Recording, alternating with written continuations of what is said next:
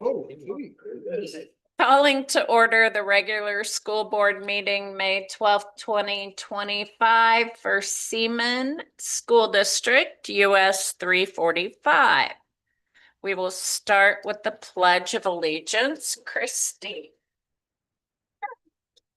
I pledge allegiance to the flag of the United States of America and to the republic for which it stands, one nation, under God, indivisible, with liberty and justice.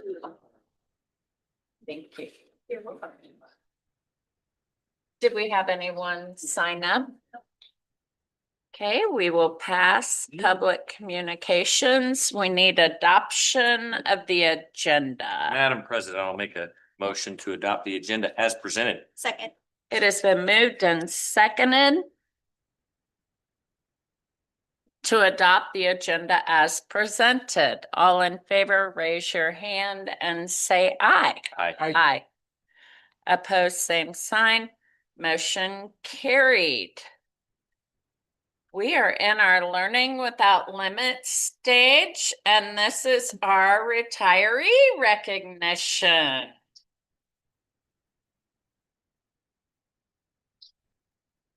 Because they're leaving. don't boo our retirees. Oh. Yes. Okay. Mr. Wilson. Thank you. We're going to, we have individuals ready to present to each of these individuals, and I am starting with Mr. Rod Sprague. Oh, gosh, sorry.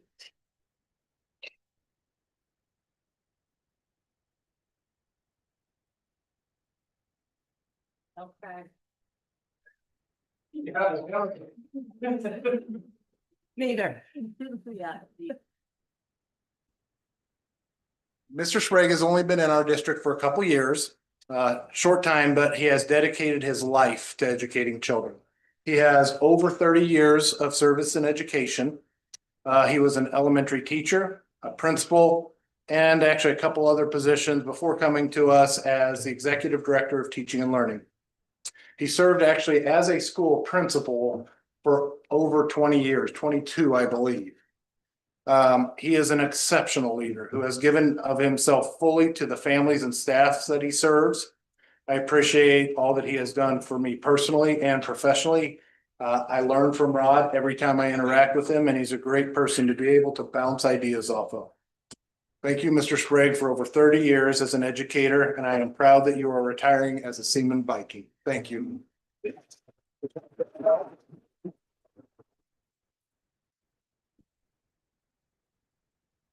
Collins, you're up.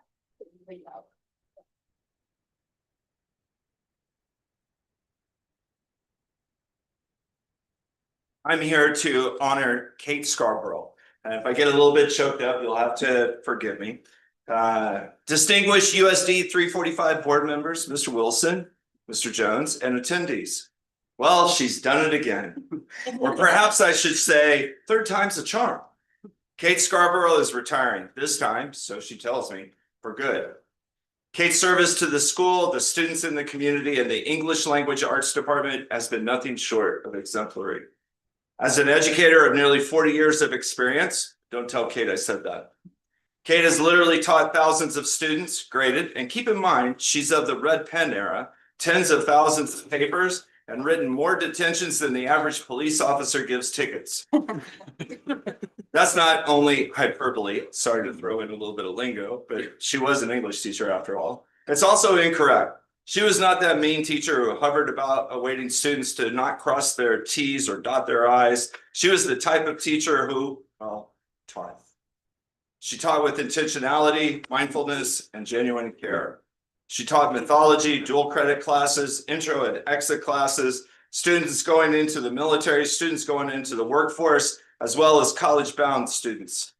All of them benefited from her presence at Seaman High School. And in her retirement, we lose a master class of a teacher. What's more, she's an amazing mentor, guide, counselor, and more than anything, a great friend. Kate, if you're watching, we bid you well as your journey in life continues with your cherished pets, her dearest friends, Kelly and Paul, and the many other friends that you've made in your time here. And we thank you for your commendable professionalism, your genuine commitment to humanity, your wealth of content knowledge, and your fantastic fellowship. The Seaman High School English Language Arts Department, and thank you very much for the opportunity to have this moment.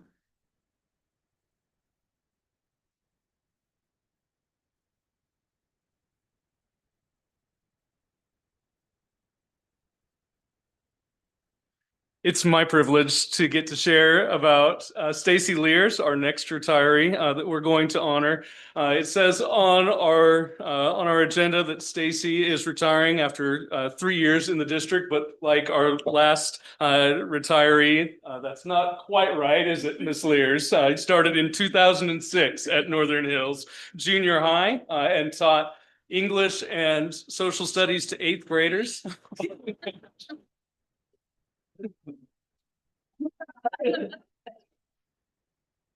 And taught our 8th grade students in English and history for many years. Following a brief break, she now is back teaching 7th grade English on our Viperfish team.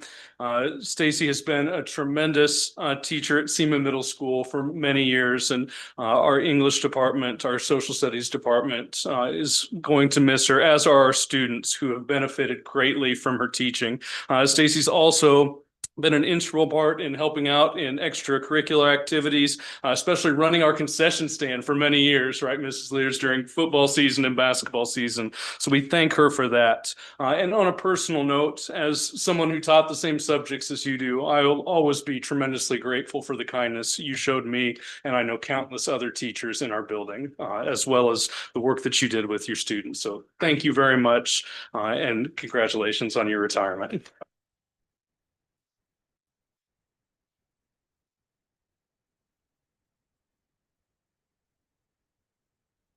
All right, I have the privilege of talking about Marlene Taylor. All right, Marlene dedicated her teaching career to middle school math, serving both before and after the merger of the middle school. Since retiring from SMS several years ago, she has continued to be an invaluable asset to the high school, consistently demonstrating a can-do attitude by stepping in as a substitute for the math department. Over the years, she has supported several long-term roles in the freshman center, but this year she took on a greater challenge, filling a part-time position that remained vacant.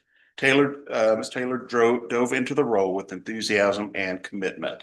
Working closely with her team, Marlene quickly adapted the discovery approach to teaching algebra and geometry, taking time to learn the instructional strategies she could effectively guide her sophomores. Her support came at a critical time, was deeply appreciated by the entire department. She has been a wonderful addition to the team this year and they have already secured her promise to return as a substitute next year. On top of her educational contributions, they've also enjoyed the delicious bonus of her homemade cookies, which she often shares with them as she tests new recipes. Marlene will be greatly missed.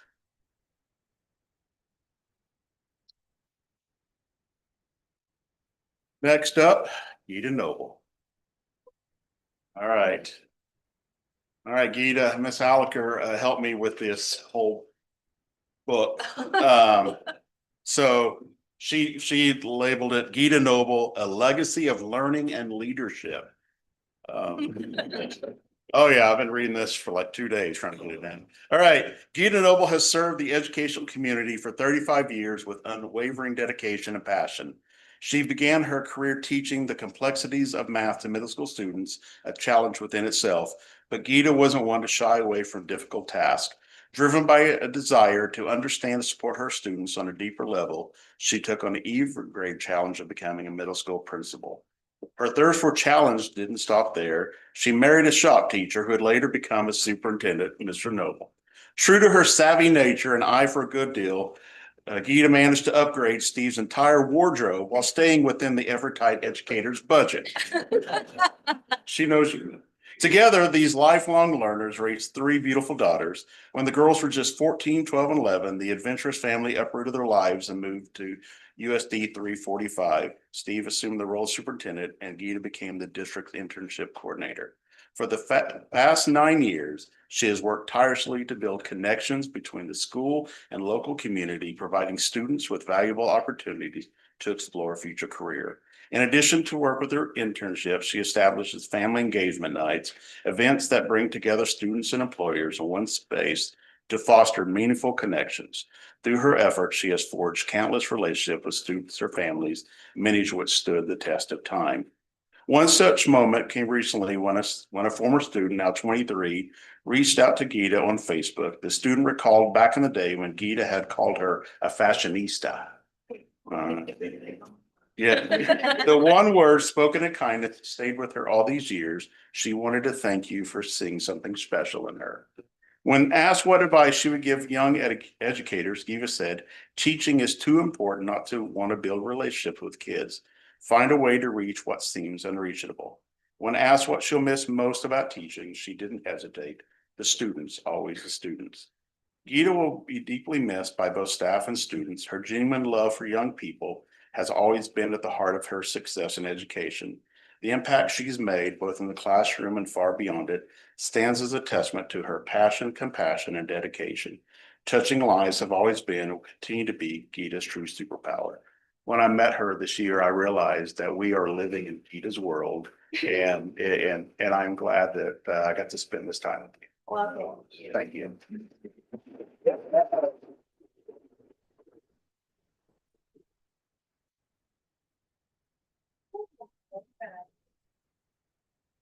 Diane Flanders. I come to you from the operations side of the district.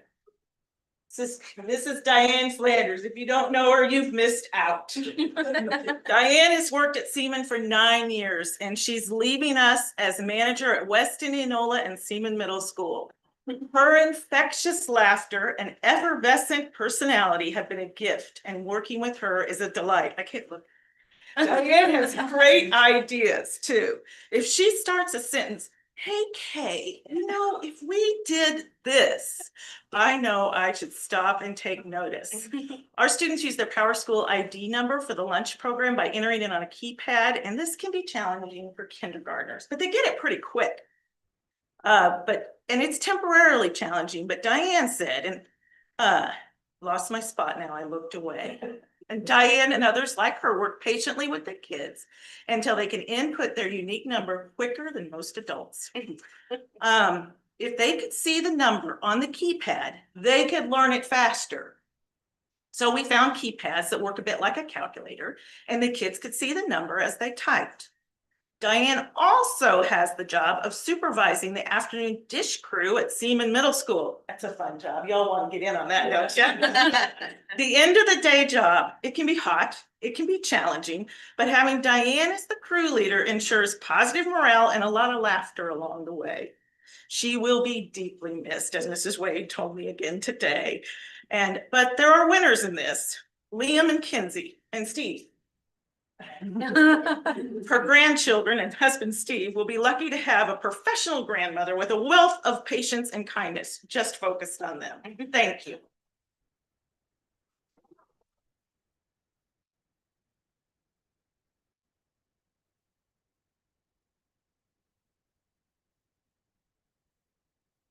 As is always the case, Phil beats me to the punch. He's ahead of the game.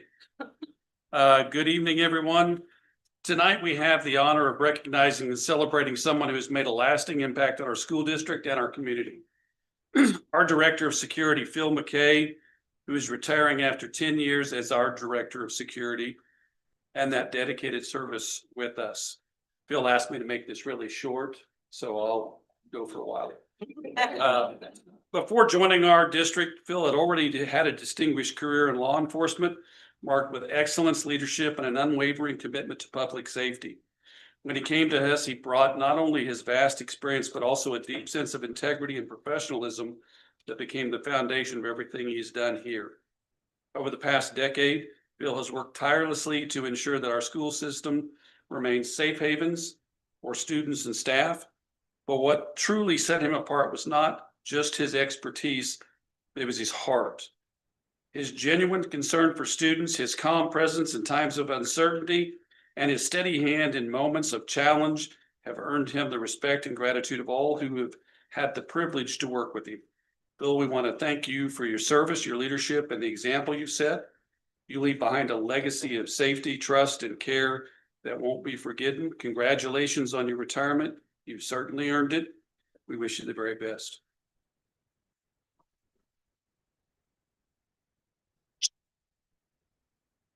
Hello.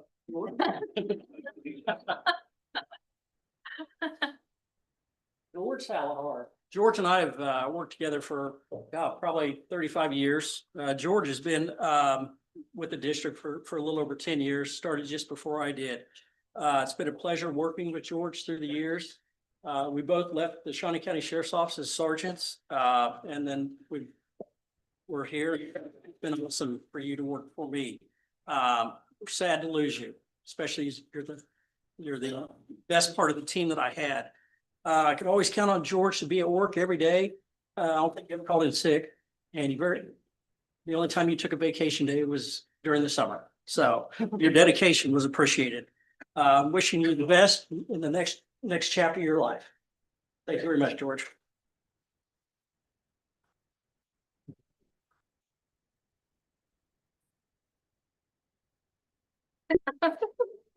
Bill. Sure.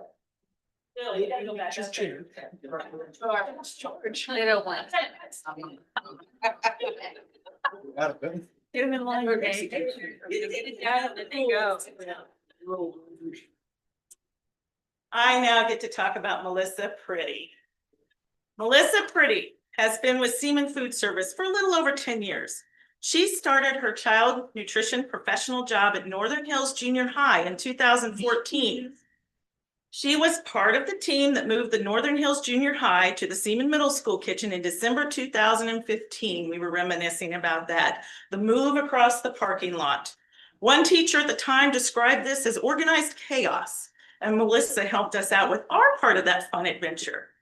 Melissa has cheerfully moved where needed and returned to Northern Hills, let me make sure I get it right, to serve meals, and she's ending her Seaman career at North Fairview, where she can do any job that we need done.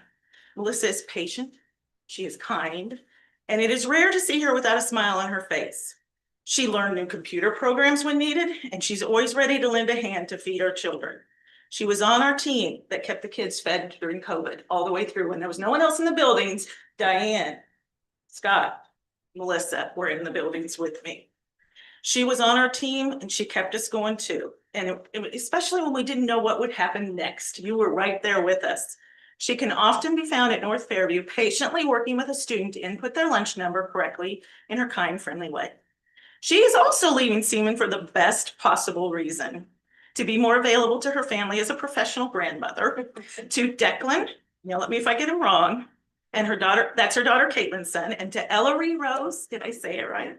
Her daughter daughter Allison's daughter. And Declan is about to become a big brother soon. Yes, we will miss Melissa's dedication, dependability, and most of all, her smile and patient kindness with our students. But I know Declan, Ellery, and her new grandbaby are the luckiest ones of all. Thank you for all you've done for our senior students.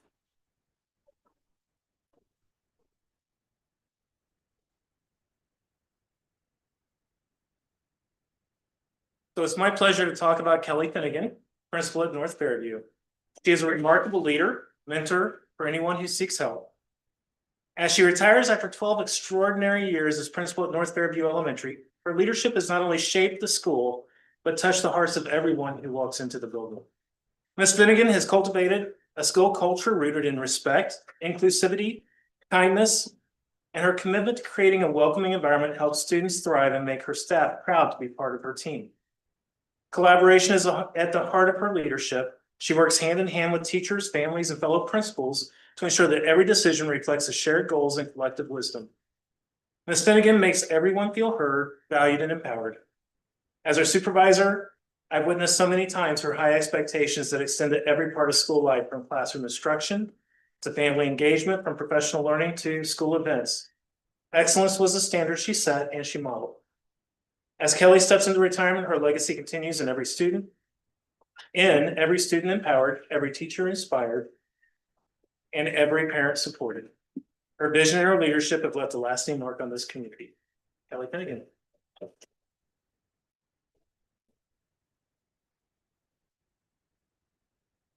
All right, I have the pleasure of speaking about Kelly Eisenbarth. Kelly has been long the creative spark in the math department. Known for her big personality and bold opinions, she brings energy and focus to every departmental meeting, often serving as the driving force that kept them on task. Years ago, when the team first learned Kagan structures, Kelly took the concept and ran with it, elevating them into dynamic, engaging tools for skill practice in her classroom. She truly thrives when she's designing new and innovative ways to help show students master math. Kelly pours her heart into her students and simply won't accept it when they give up on themselves. Her unwavering commitment has led countless students, especially those who struggle the most, to spend extra hours before and after school working one-on-one with her to succeed in math and earn their diplomas. Her fierce dedication, coupled with her unique and compassionate approach to supporting students, has made a lasting impact. Kelly's presence, creativity, and relentless advocacy for every learner will be deeply missed.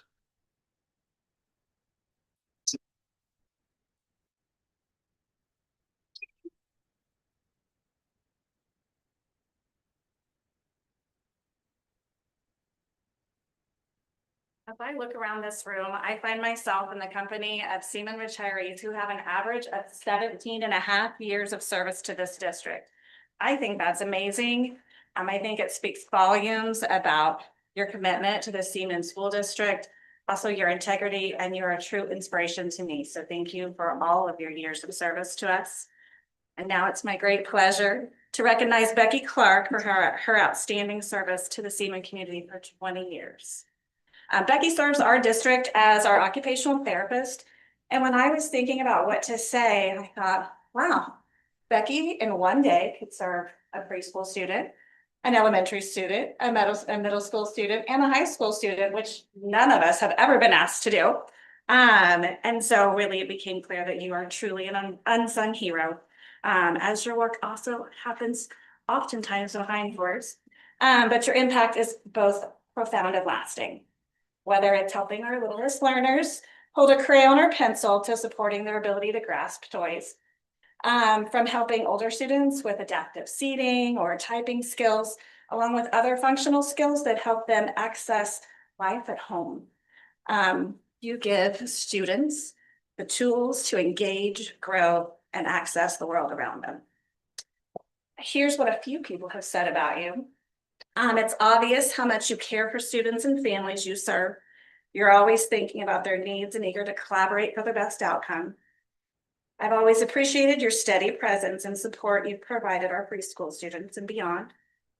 Becky, your quiet strength, compassion, and tireless dedication has touched many lives. It's been a true honor to work with you, alongside you. On behalf of all of us, we wish you joy and new adventures in your well-earned retirement. You will be deeply missed, but your legacy will live on in every small hand you help steady along the way.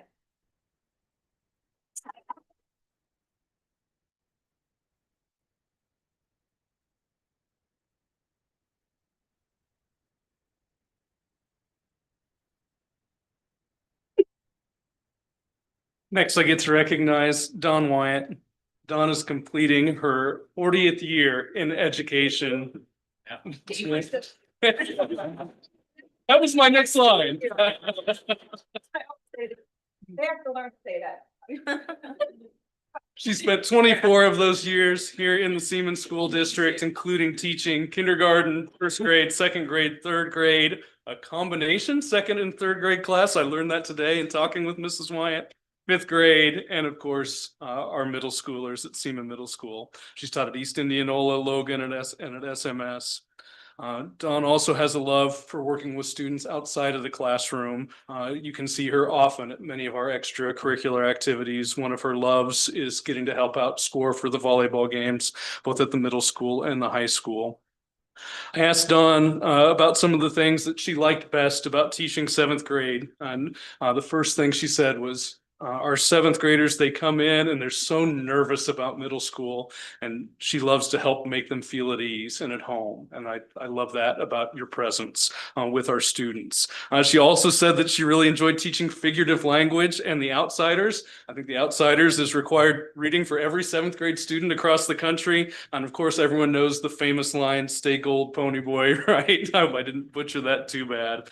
Don has a true heart of gold. And that is what I'm going to remember about you. And I know our building is going to miss greatly about you, whether it's helping cover numerous classes, even in a day, helping out with different events, helping our seventh graders feel comfortable as they head in, or helping new teachers transition to middle school. You've constantly served others at SMS, and that's your legacy. We'll miss you, and congratulations on your retirement.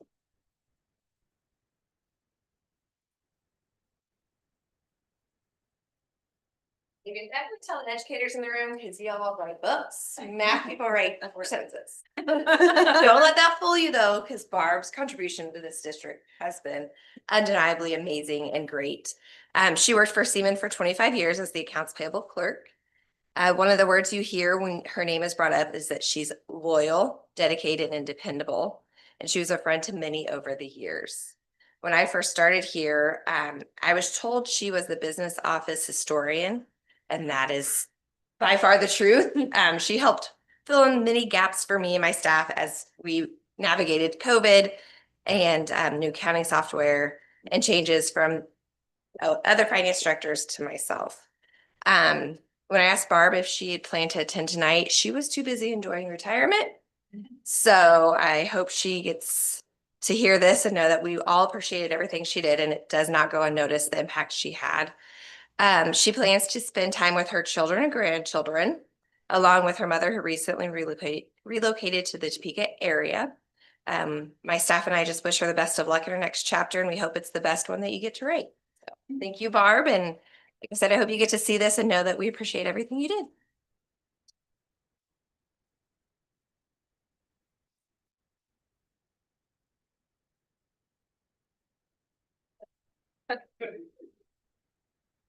Next, I get to recognize Dion Parker, who is completing her 28th year for USD 345 and 33 years in total. Dion has taught at Weston, Enola, and Logan, as well as SMS, and has taught classes at Seaman Middle School, including our reading lab, literature, creative and dramatic arts, American history.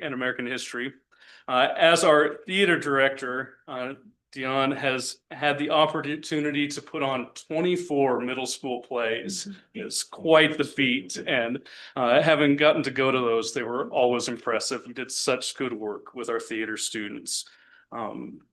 When I talked with her, her favorite part of teaching middle school was building relationships and getting to foster growth of our students at Seaman Middle School and finding ways for students to improve over time through those meaningful relationships.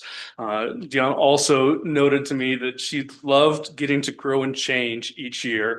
And I think I quipped to her, "Well, you've got to change rooms more than any time in our building." She set a record for that. I think she at one point got to move like 6 different times within a couple year stretch, but was always flexible and adaptable as she did it. Dion, as I was thinking about your retirement here today, I thought of Walt Whitman, the poet's famous poem where he ponders the meaning of life and says, "The powerful play goes on, that you may contribute a verse." You have definitely contributed your verse to our students. Thank you so much.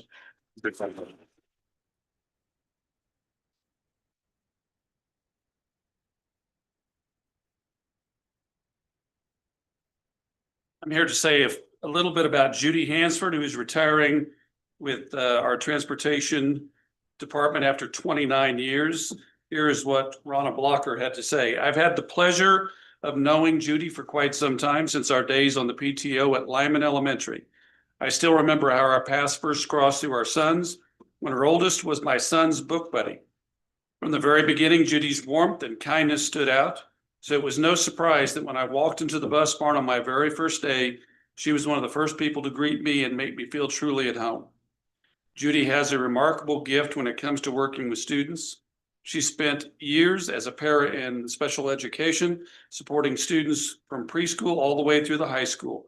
Her compassion, patience, and ability to connect with kids was unmatched. It's no wonder she now drives a van supporting students and transporting them where they need to go, and they benefit greatly from having someone like Judy in their corner. Every student she works with is treated as if they were her very own child. Beyond her work with students, Judy brings joy and energy wherever she goes. She's always ready with a kind word, and she keeps the bus barn break room full of life. And if she happens to sit for too long, which isn't often, you'll find her cleaning everything in sight. We're going to miss Judy deeply. Her retirement is a loss not only for us, but for the entire district. She is truly one of the best. Judy, thanks for everything, for your heart, your hard work, and your friendship. We wish you the best in the next chapter of life.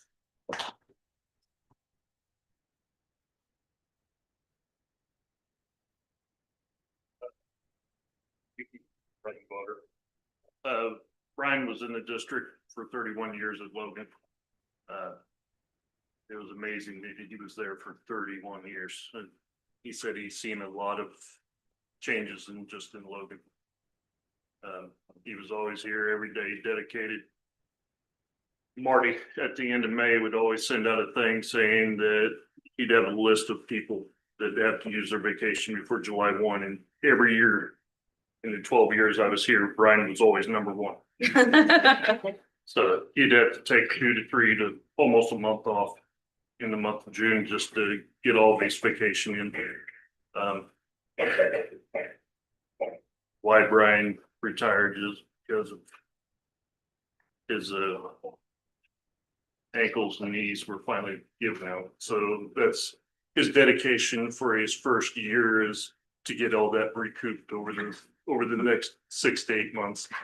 So I just wanted to say that Brian was always there every day, and he's going to be missed very well. Sorry.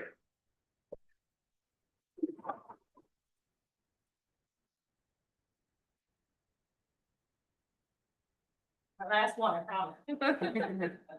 Scott Barnes. I've been waiting months to say some things. I got some things to say, Scott.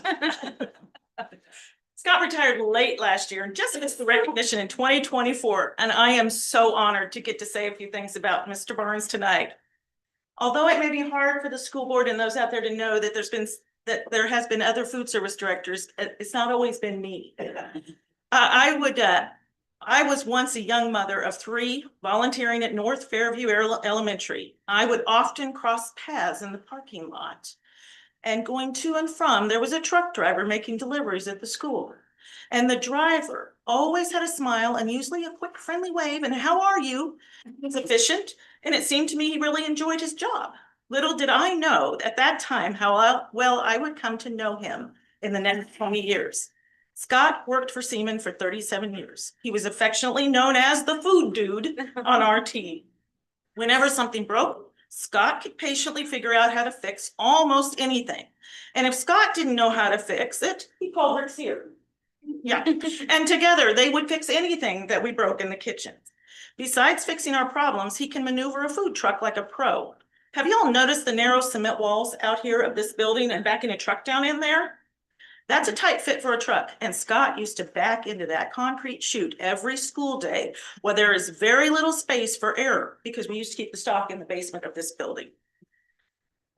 He would move stock around to all the kitchens. His backing skills with the big truck were truly remarkable. But most remarkable of all is his kindness, his quick smile for anybody that crosses his paths. And if you asked me, Scott has the biggest heart and the most pride of anyone in North Topeka. And we were all truly blessed who got to work with him. Thank you.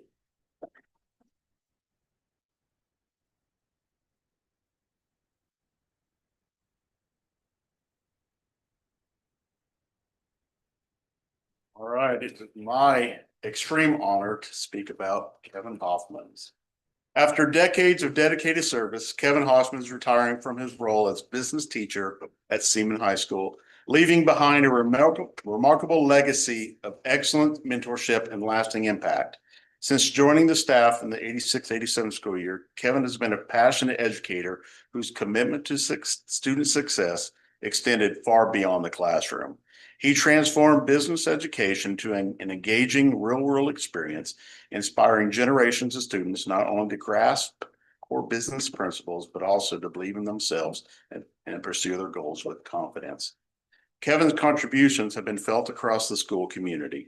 He has served as the school bank sponsor since 1994, led FBLA, helping students gain critical leadership skills and hands-on financial experience. His impact wasn't limited to academics. He also made his mark in athletics. As the head softball coach, he became the program's winningest coach, earning over 390 victories. He was also assistant coach on 2 state basketball teams, the 1991 girls state champions and the 2022 boys state champions. As a new administrator, I found Kevin to be an invaluable source of information support. His depth of knowledge and willingness to help have made a lasting impression on me. I have witnessed firsthand the profound impact he has on our students. Under his direction, they are both challenged and genuinely cared for, an incredibly powerful combination. I truly wish I had the opportunity to work alongside him more for 7 more years. Kevin will be deeply missed by his colleagues, students, and the broader school community. His influence lives on in the lives he's touched, the programs he built, and the countless students he empowered throughout his career. Yeah.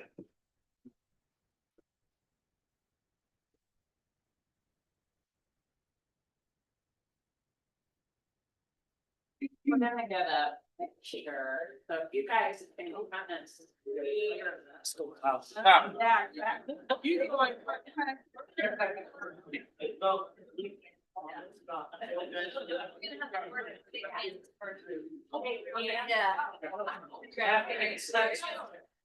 Stay up now.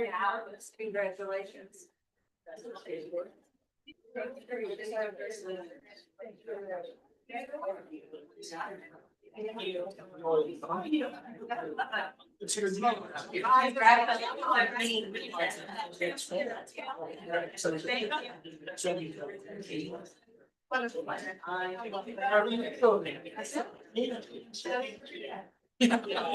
Here in a couple weeks, so you really had something out.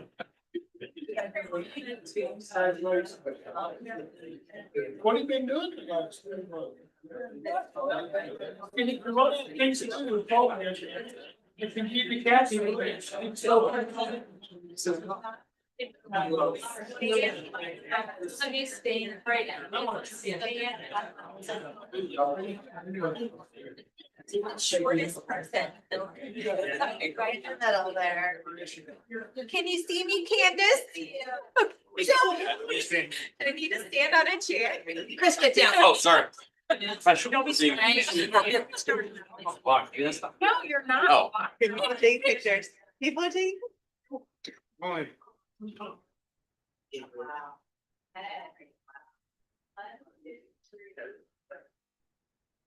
Stop. Yes. Got your phone, like paparazzi, then so I can go pick up. Yes. Oh, no. Don't you call for it? She called me a friend. I upgraded to 5. You guys are all amazing.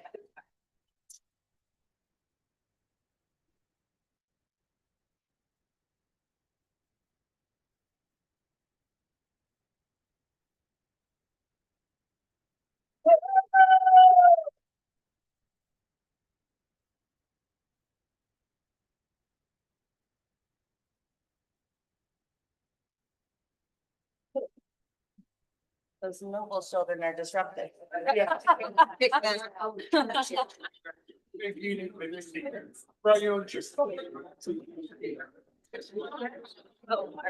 We're not supposed to come back to our, okay.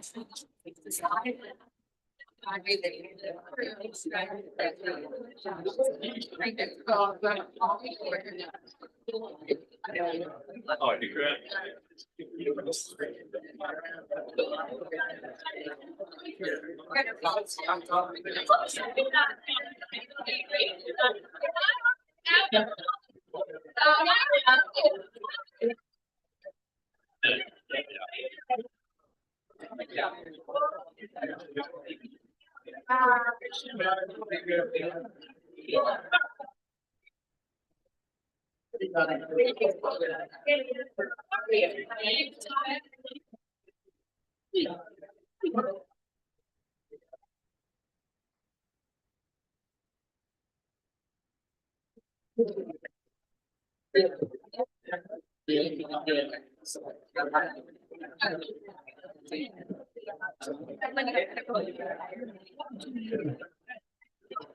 Like a friend of you, he just worked me to death.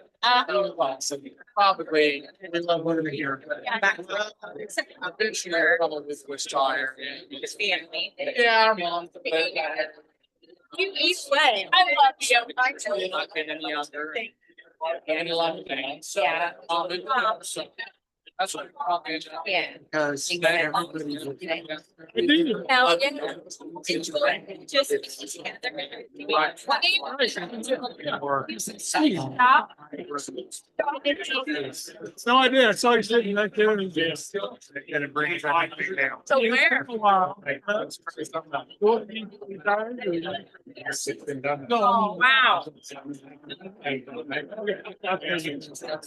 Okay. Really? No. Is it? I retired. It's not about.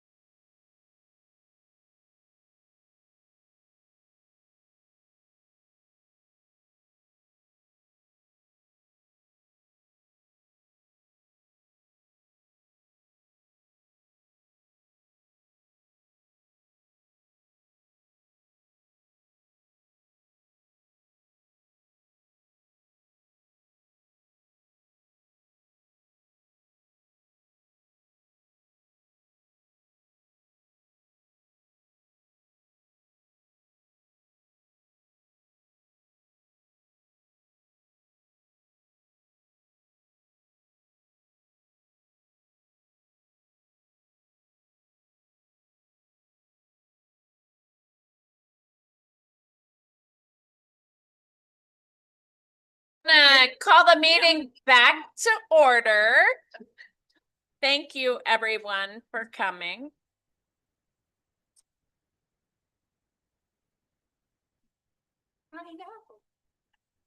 So it's quiet. Okay, moving on to superintendent remarks. Thank you. I first want to give a special thank you to each of our retirees.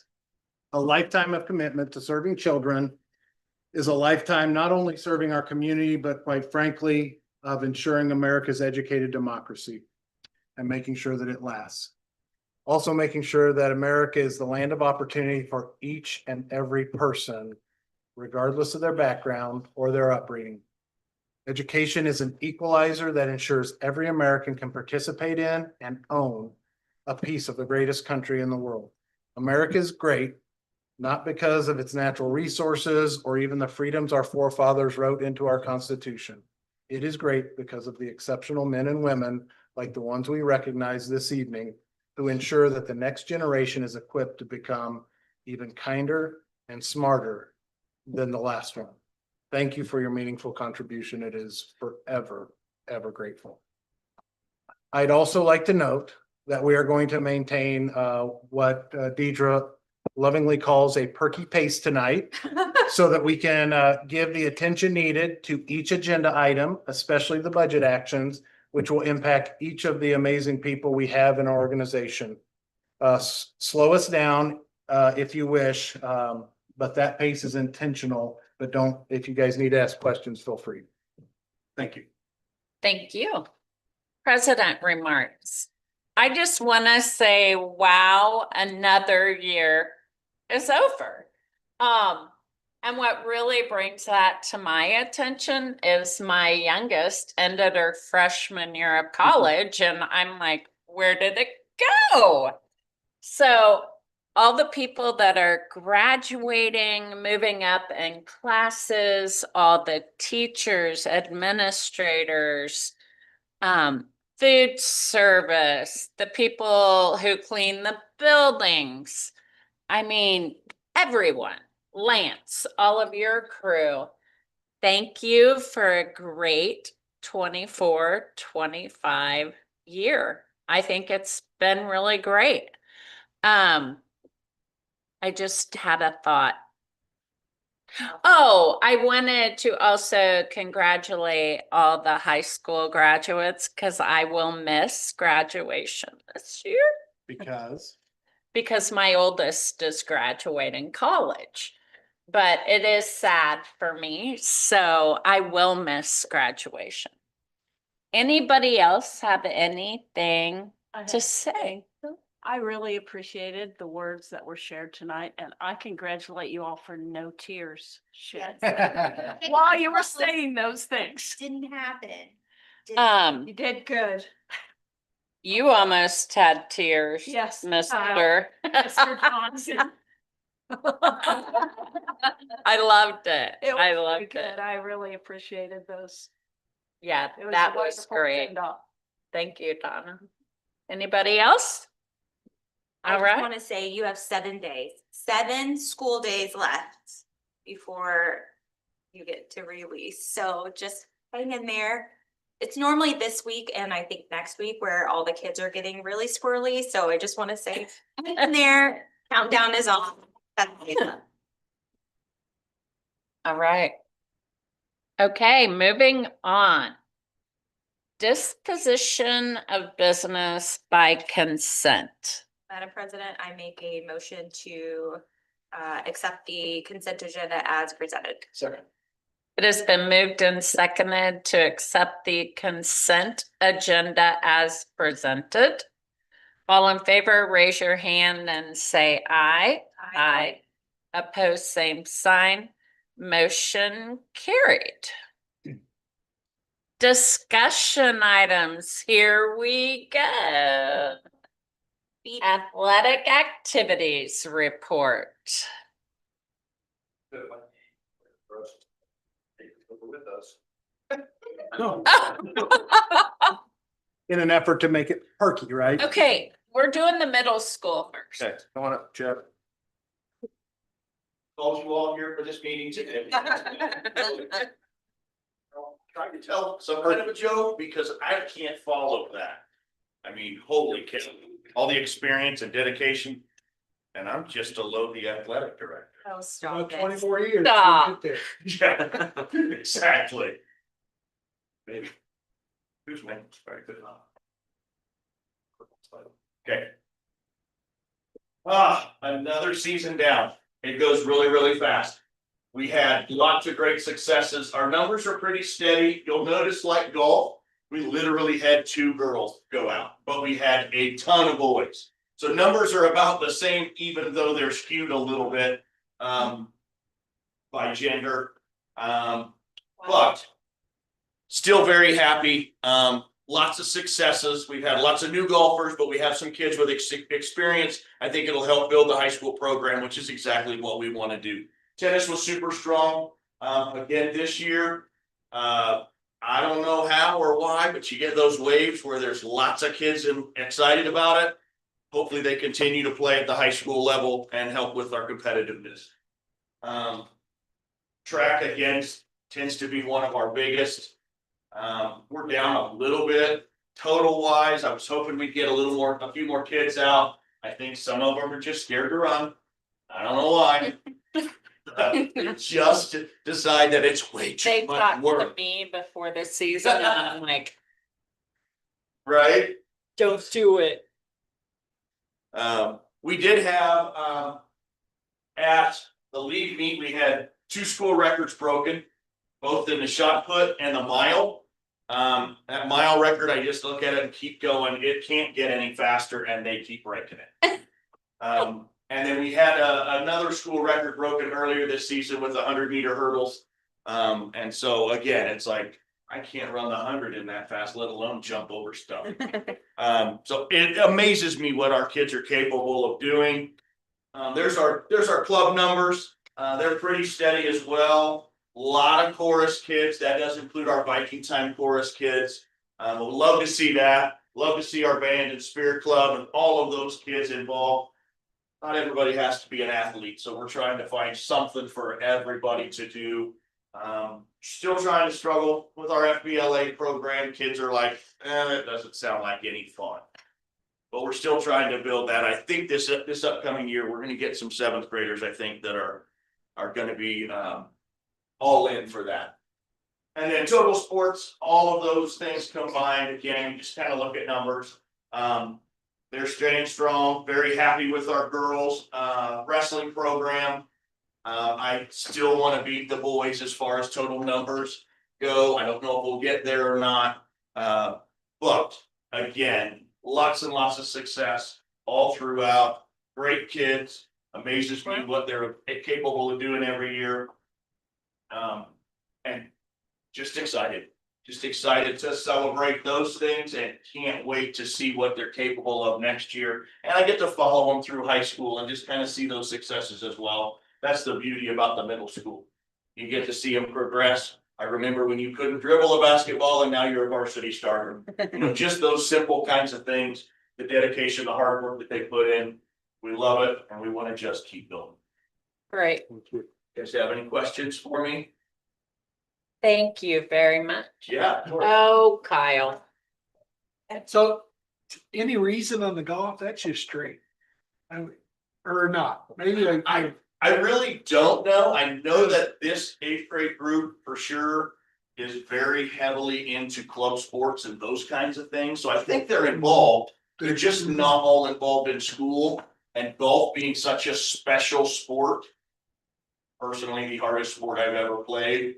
I think they're choosing other things.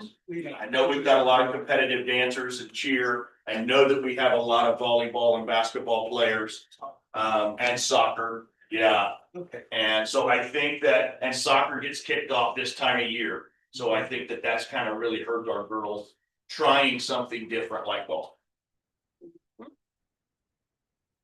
All right. Well, thank you guys very much. Thank you. Appreciate it. Brad. Big guy. What's going on? I'm gonna get right to it. We've got winter and spring sports, so follow along with me. We're gonna go kind of quick here. Here's our total number of winter sports participants. The winter, it's less sports, and there's most of them are sports that we do cuts, so basketball, bowling, that kind of thing. So numbers are a little bit lower compared to maybe the entirety of the year. But in the winter, we have about 14% of our students are involved in some kind of athletics. Boys basketball varsity was 13-8, got 3rd place in UKC. About 28-30 kids are out for that. Girls basketball had another phenomenal year. Just came up short in state championship game. Won UKC again with an undefeated league championship. Won the Glacier's Edge tournament in Emporia. Matt Tinsley was our UKC girls basketball coach of the year. Boys wrestling, they qualified for state, had one state placer, Samson Tootle. He was fourth place at 175 pounds.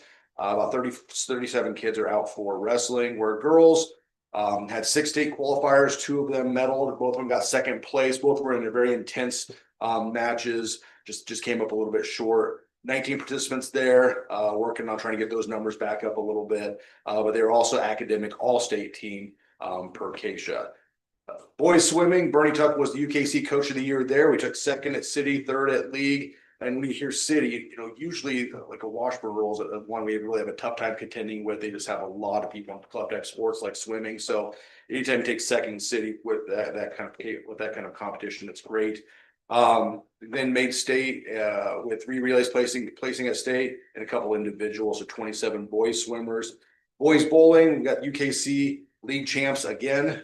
Seems to be kind of a theme there. 2 individual state qualifiers, 18 boys are out for bowling, where girls bowling had 12 out, so a little bit lower numbers there. UKC league champs, regional champs, and got 3rd at state. I think Coach Benoit was a little bit disappointed with 3rd at state. He thought they had a really good chance of winning it all. Just couldn't quite pull it off there. Spring sports, about 26% of our population is out for a spring sport. Getting good numbers there for sure. You know, like for example, track and field, there's no cuts there, so you have a lot of athletes out for that. Baseball, they're currently right now 18-6. They are the number 3 seed in the West as far as playoffs are concerned, regionals are concerned. There's a chance if they win against Shawnee Heights, they jump up to 2nd in the West, which would mean we'd host the 15 seed instead of hosting the 14 seed. We got 44 boys out for baseball. Boys golf, JV, and I'm a little partial here. My son was on the JV. They said it was their best JV season they've ever had. They have some really talented kids in that class. But I'm a little biased in that one. They varsity got 3rd in city meet, and today they went for the UKC meet and they shot their best score overall that they've ever shot in the league meet. Took them 4th, but the best that they've ever shot. So the coaches are real happy there. Regionals are coming up this next week. Boys tennis, qualified all 6 varsity athletes for state, which booked hotel rooms about 3 hours ago. UKC league champs, first time in school history. Girls have been doing it year after year, but boys first time in their history. Jamie Robinson was our UKC Coach of the Year. Boys track, they're going strong right now. Several leaders in the city as far as 100, 200, 800, 1 mile, high jump, triple jump, shot put, and discus. We placed 2nd at the city meet last week. 77 boys are out for track. Girls soccer currently 10-4. They're on a winning streak right now, knock on wood. They're in the number 4 seed on the East. That means we'll host a first round game of regionals. And then depends on how things go from there. But 36 girls are out for soccer and they're just having a blast. Girls swimming, team got 2nd at the city meet, which again, a huge accomplishment there. We have 1 state qualifier in 4 events. She's just killing it. And we do have 1 in state consideration and 1 relay in state consideration there, but 22 participants in girls swimming. Girls track, we took 2nd place in city as well this past weekend. Several city leaders, including Ryan Miller, and everything he steps on the track to do. In fact, she set a couple state records. So Yeah. you guys are following. Awesome. She's just unbelievable, and she's a junior. So that girl works so incredibly hard. So do all the other ones, but just Ryan's special. So 47 participants out for that. Softball, they're currently 17-7. They're the 6th seed on the West. If they win the next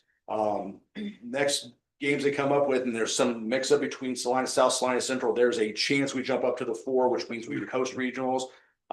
So we're kind of crossing our fingers there. And the final one I have here is showing the participant of students that are involved in some kind of sport seen in high school. I went back and looked at the data of the last 10 years, and this is the best we've ever had as far as participation, where 50.2% of our students are involved in some form of athletics throughout the year. So I think that's pretty impressive number. Nice. I actually asked the walk through the rule. AD just happened to see him out. We're kind of BSing or whatever, and was like, where are your numbers at? And he thought somewhere around 25 to 30% of their people are out for sports. So That's awesome. that shows a commitment to our athletics program. And then also take on top of that, we have activities. So all of our kids are given the opportunity to get involved in multiple things. So that's what I got. Do you have an update on the UKC Cup yet? We are ahead. By about 25 points. Baseball, I think unfortunately, because we lost On Friday, even if we beat Heights tomorrow, that means we'd be tied. And then they go from there to different, it's on the third tiebreaker, and basically we split with Baser Linwood and they swept them, so they would get the league championship. Softball, I think we're third. But I mean, we're looking pretty close. Like I think we almost got it again. So that would be another round. Don't jinx them, but nice job. Travis, how was your first year? Drinking from a fire hose, but I really do enjoy this. It's a lot of fun. I love watching the success of the coaches and the student athletes. It's a lot. It's fun. I like it. Do you like all Fortunately, he's not the, afraid of work. We're happy. do you like all the harassment you get? It's fine. It's part of the It's job. fine. Yeah, It's part of the Yeah. job. Yeah, he doesn't give it ever. No. thank you, Travis. Thanks, Travis.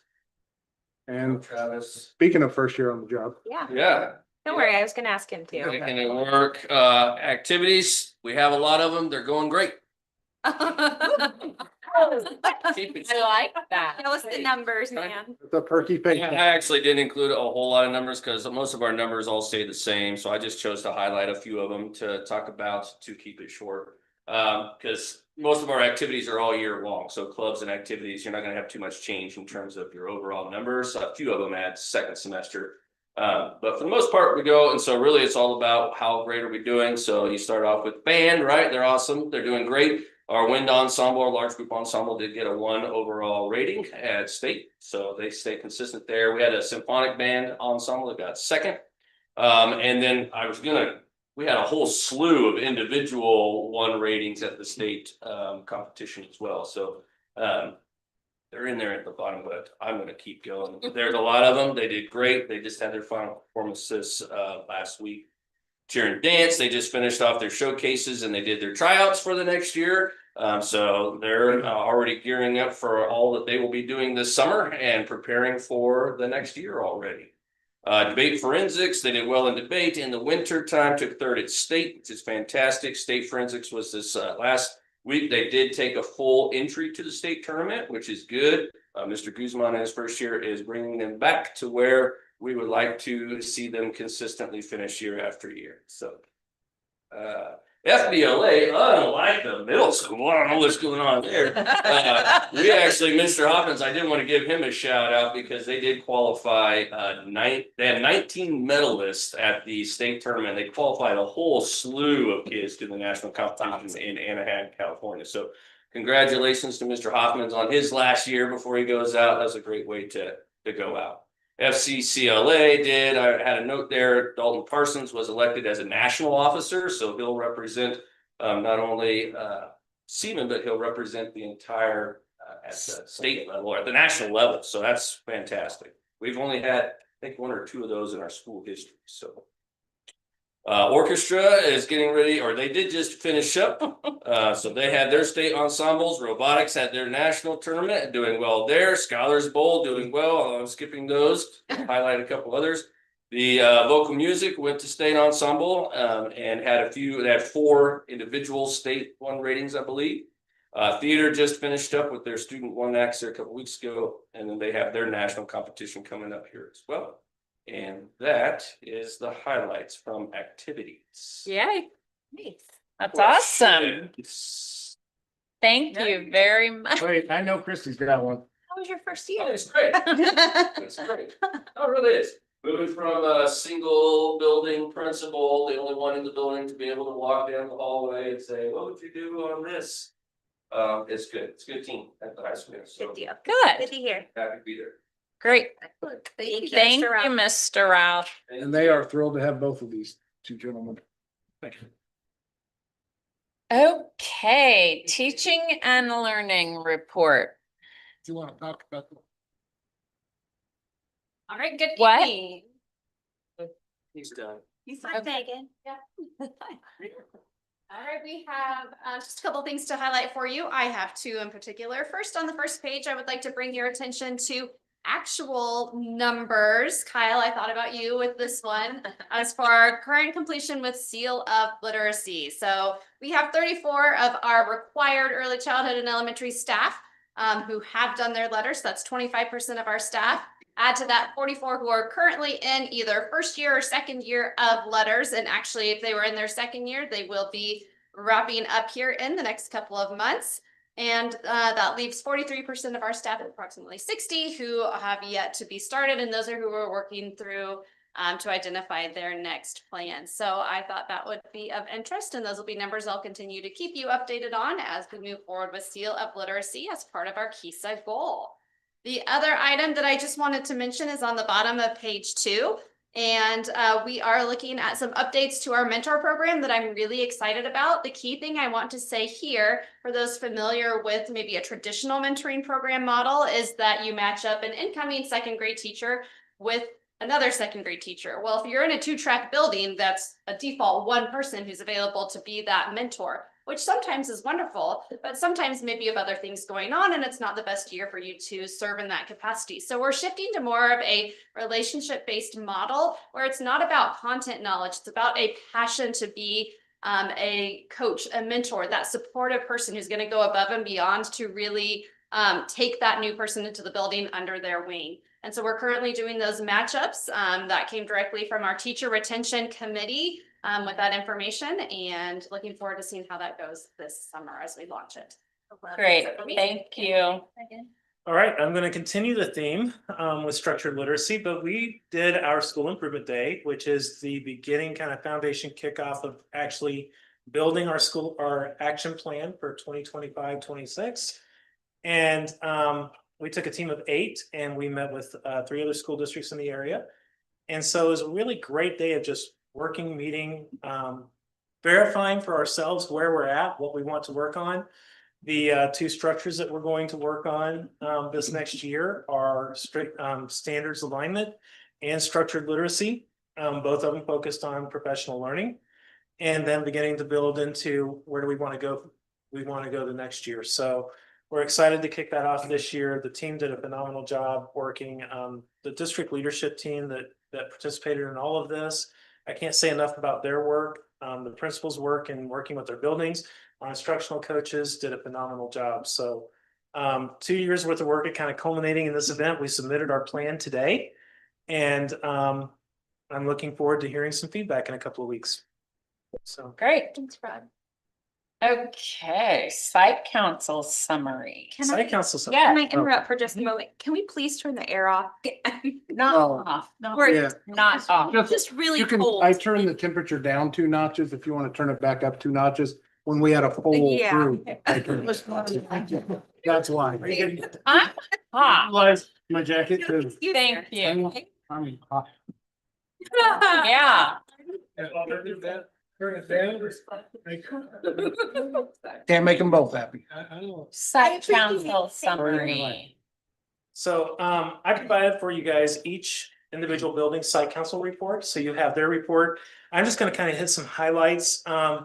Just want to remind everyone that the purpose of site council is for advocacy and advisory. So they serve 2 roles. Advise the principal in the school on what they're doing, but also advocate for the school. They provide advice, review, provide input. They promote communication and collaboration with staffs, parents, community, and then they support the implementation of what we're doing in our schools. So our site councils this year have accomplished a lot, and so I tried to summarize for you just all of them and what they did. Provided input and support for our strategic planning and school improvement initiatives. They did data review, looked at assessments, curriculum and instruction, provided input on our curriculum resources that we're looking at for next year. Behavior and social climate, they looked at the school climate and provided input. I know elementary school site councils were looking at behavior plans, those types of things. Family engagement and school events, looking at how can we engage our families meaningfully in the schools. Communication and operations, providing feedback on things like the Bus Compass App and some of those things, and working on logistics of buildings, just like car lines, things like that, providing input. And then any support they could provide for student programs. Things that they did this year, some of the accomplishments. There's numerous accomplishments. I couldn't go through them all. But working on district communications, that whole communication piece of aligning everything we're doing, not only at the building level, but across the district. Reviewing data, providing input, family engagement again. And then also the meeting that we're getting ready to have on Wednesday, they provided input and feedback for our principals on the needs assessments. So our site councils have been very active. And I was excited to see the work that they're doing and look forward to continue building on that. So any Great. questions for me? All right. Thank you. Thank you. It's nice to have you back. It's good to be back. Megan, report card updates. Yes, I have two proposed updates that I would like to bring to you this evening regarding our elementary report cards. So to put this into context, when I speak about the report cards, these are what go home at the end of every quarter for families to see the progress, the current student progress on standards and skill accomplishment at the elementary grade level. So that's what we're looking at when we talk about the report cards. Before I jump into the actual proposed changes, this slide that Luke has brought up is just an overview because it's maybe been a few years since we've spoken directly to report cards. So at elementary in grades kindergarten through fourth grade were what's called standards-based report cards. So really when we talk about standards-based, that means that it's all about mastery. So skill mastery. There's no kind of one and done. We're not going to, we've, taught the skill. Here's what you got. We're now moving on. It means that it can continue to evolve. And that's really what we're looking at in those younger grades. We're continuing to reach that mastery level. At fifth grade, that's when we switch to the more traditional letter grade model as they're preparing in fifth and sixth grade to get to middle school and high school, of course, which are also the traditional scale. The scales that you see on here were just examples on this slide, so you could see the difference. Like when we talk about standards-based, we're using those words, basic, proficient, advanced, whereas on the right, when you look at a letter grade scale, that's where you see the numerical 90 to 180, so on and so forth, and the A through F. Okay, so just wanted to put that in your minds as we talk about report cards. And the next two slides were just samples of what those grade cards look like. So this is second grade. Remember, it's standard based, and that's where you can see the standards from our state standards listed and the numerical score based on our standards grade key, which is up at the top of the grade card for how they score currently on those standards. And then if you flip to the next one, that's a fifth grade scale or grade card that shows the traditional letter scale. So you just have some visuals in your mind. So last slide are the two changes that I'm bringing tonight. The first one is for second grade. And this is totally teacher driven, which is how I love for the feedback to come. On April 11th, we had a professional development day. I was popping around to all of the grade level collaborations. I went into second grade and they're like, we all have a proposal for you. We all agree this is what we would want. I say, tell me about it. And it's that they would like to move to the 5-point grade scale, which is what third and fourth grade do, instead of staying at a 3-point grade scale, which is what K wants. So essentially they're wanting to bump up and be aligned with those older grades. So when I say the 5-point grade scale, you can see it there at the bottom. It just gives a little more differentiation on that skill mastery that the second grade felt that they needed. They wanted to, as they're preparing those kids to be third graders, that reading to learn level into the next grade, they thought that that gave them more opportunity to give the best feedback to parents and shift that way. So with their support, I definitely agree and advocate for them that we would like to make that 5-point change. If approved, it's just a switch in Power School that I've worked with Jeff through technology to do, so that would be ready for them next year. The other feedback and grade report card change that I want to propose is also directly from the PE and music team. They drove this, came to me with the recommendation, and that is for their behavior grades on the report card. They would like that to also be the 5-point grade scale, the same wording that you see there, instead of just yes or no, which is how they currently have it and how they have all of their skills. So they want to keep skills yes and no, like can dribble the basketball yes or no. But when it comes to behavior, and those behavior grades are things like follows directions, works cooperatively with others, shows up with good effort every day. Again, they feel like there's a bigger range of how to express that to parents, and the range with the point scale will give them that opportunity. So I agree and support it, and then bringing that one to you as well. So any questions on these changes? So if I get a 4, I'm a second grader and I get a 4, which says proficient on a certain state standard, does that guarantee that I'm going to get a 4 when I take the state assessment? Good question, not necessarily. Yes, these are different factors, different grading. So this is our own internal grading. This is the teacher basing it on their internal formative assessments and summative assessments, but it does not guarantee it would be how they perform that particular day when they take the state assessment. But good clarifying question. Yeah, Yes. you mentioned that earlier, state something, I can't remember how you said it. Think we need to be careful there, we don't confuse the two, or confuse Yes. parents. Yes. So just a question on this, when I looked earlier, too. Why do we have one as insufficient evidence? Isn't that just a NA instead of a I mean, really, we got a 4-point scale. Yes, I think that's driven perhaps, and I'd have to check with Jeff, and maybe Luke would know the answer, but within Power School, we have to enter a number. I don't think an NA, so that one basis, Cause but it's 5, but really it's only a 4-point Yes. scale. yes, yeah, Cause that 1 is basically, we haven't gotten to that skill yet. Yes. correct. And so we will have to communicate really well. Yeah, cause if somebody gets a report card, no, getting all 1s.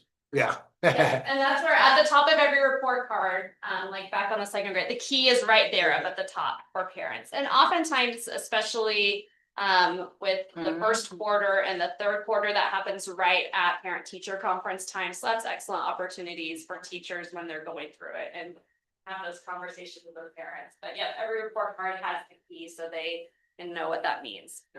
Yes, yeah. Thank you. Good question. Any other questions? All right, thank you very much. Deidre, you are up. Ms. Deidre. So in my quest to keep a perky pace, I will talk about 2 items on my report. The first one you have before you. We have 22 graduates. We may have 23. I learned this morning. We have 1 student working really hard this week. So last year we had 11. So we're kind of excited about our 22 this year. Please come if you're able to the brunch on Sunday morning. Number 2. December 1 count. We finished our December 1 count. Finally, it takes at least 3 months to compile all the information. But this is, if you remember, a snapshot of all of our students that we're providing services for on the day of December 1. Students, there's 13 disabilities that our psychologists identify, and 2, we have to determine a need for services. So we look at those 13 disabilities and we see a number. Historically, I think we have 6 years on here that's the snapshot of the students that we're providing services for on December 1, 2024. We use all of the information uploaded to the state to look at compliance on our IEPs, along with it determines funding as well. Do you have any questions about any of that? Question. So, and I know there is, but what's the difference between developmental delay and learning disability? So it is. No, It is really difficult to determine a disability, a learning disability or emotional disturbance for children 9 and under. So the state of Kansas, actually, probably the United States thing, but anyway, have a disability of developmental delay. That is, it's hard to explain. That is a disability that is from age of 9 down, because we're unable to determine if there's a learning disability or emotional disturbance or multiple disability. Once you turn 10, there has to be a reevaluation for any student with a developmental disability to determine what disability that they fall under, what category they fall under for a disability. In simple terms, it's just a catch-all that says they're behind, We don't know and we don't know why but- they're behind yet. Okay. Yeah. So, Yeah. So young, what the disability is, we'll have to have it determined by 10. Sometimes we do determine that they have a learning disability at that age, but most often we don't. So, Yeah. Yeah. And if they don't qualify by the time they're 10, then we dismiss them from services. And the 13 are under IDEA. the 13 category. They're in federal, right? Yes, Just that. yes, they are. 13 criteria, yes. Make sense? Yes. Yeah, Christy asked what the numbers were. If you look at the second page, the 2 years prior, 626 students we were providing services for. I was close. I knew we were really close, 634 this year. Thank you. Thank you. Thank you, ma'am. Bless you. Mr. Bradley. Facilities report. First thing I got up here is Seaman Acres or Camp Bowser. I don't know who calls it which, but I put them both on there, so they're happy. So we replaced the sign out front. It was faded. Had a couple of bus drivers last year go past it, even they had backed up, they're back. So we replaced the sign. The maintenance guys, you could scroll down there. Keep going.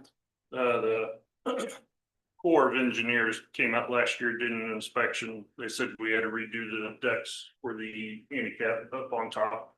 So the guys, during the Nice. fall did the back deck, and then Steve and Doug and all them did the front deck. Did Steve do anything except for pose with the, It goes really well. Okay. Look good. So, actually, we have another inspection on May the. Last week, we were trying to get everything cleaned, ready. WI was supposed to go out Friday. Guess what? It rained. Thursday. Oh, So we moved it to the 19th. Northern Hills is supposed to be going out there this Friday to do their games and travel through the forest and all that fun stuff. did you have a question? Yes. Yes, So that's our property, right? Not the Corps? no, Oh, it's not. we rented from the Corps. I didn't realize that. Okay. So it's been in the district for almost 20 years. Yeah, yeah. I think it's 2032 is if we want to renew it. Okay. So, but yeah, we take care of it, maintain it, everything. So we've got. Trying to remember how many trails we got back there, like 22. Maybe 16 miles of trails back behind.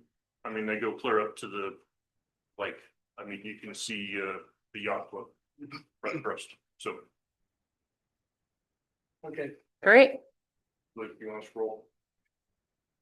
There's Bob cleaning and getting everything ready. Got the restrooms down there and got all the canoes, everything is ready to go, so. Seaman High School, I wanted to point out, first of the year, we bought a robot. It helped us in the lines for the football, softball, baseball, everything. We were actually on Channel 13 last Friday for softball. I thought it How was pretty funny. cool seeing that. But football took us about 6.5 hours to farm. This robot does it in about 45 minutes. Nice. So we have more time for our grounds and everything else to keep going. So it's all GPS. We just, James plugs it in on the computer and lets it go. And Lance sits around watching. When he does the Seaman Head, so we actually did the Seaman Head for softball. Didn't get over there to get a picture of it, but I do have one for football. When we had homecoming, we did the football out on the practice. Nice. So. Great. Thank you. Thank you, sir. Meal price recommendations. I'll make this Marty, it's Percolate. you. quick. Percolate. I'm sure First it's, time Marty's ever I'm sure it's, Percolate.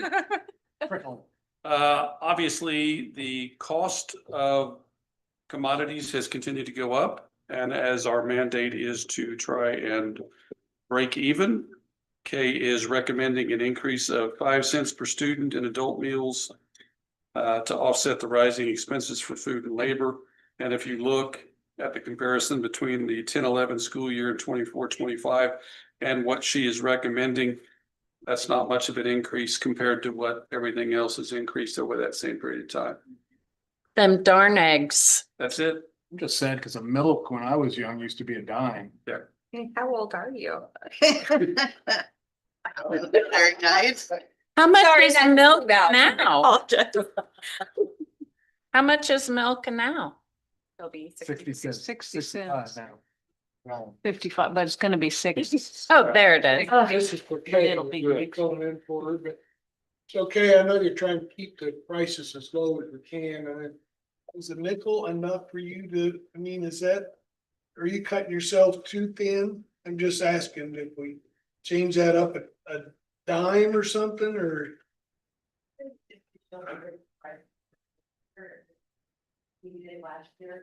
Okay.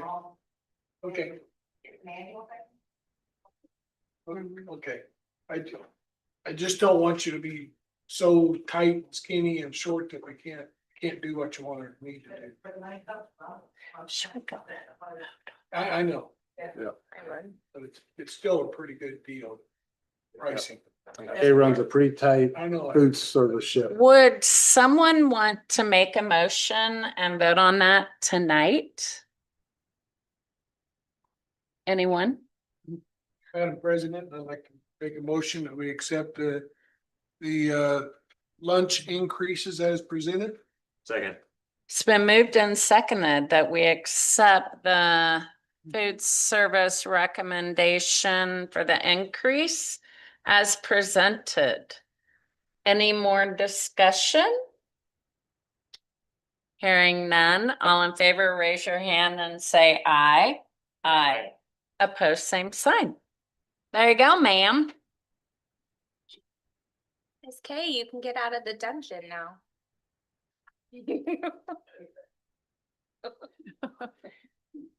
The CTE program. Yes, I'm excited to share with you some of the goals, budget, and kind of direction for our CTE programming. So I'm going to jump right in at the program goals section. And really, as I look forward with CTE, there's 3 areas that I want to focus on. One is to continue to expand our IPS, which is Individual Plan of Study Scope and Sequence, to be pre-K 12. Right now, it really has a focus just on 7-12, but expand it so that we are continuing to expose students to college and career opportunities at all grades. Goal 2 is to continue to promote our standards alignment process as we move forward with PISA and work with our CTE programs and what that looks like for them as they have competencies instead of the same academic standards, and make sure that they have the opportunities to do the same standards alignment work as our other grades. And then the third goal is to expand opportunities for students. So trying to get more students involved in either work-based learning, college and career opportunities with our internship. And I think we have some things in place to do that.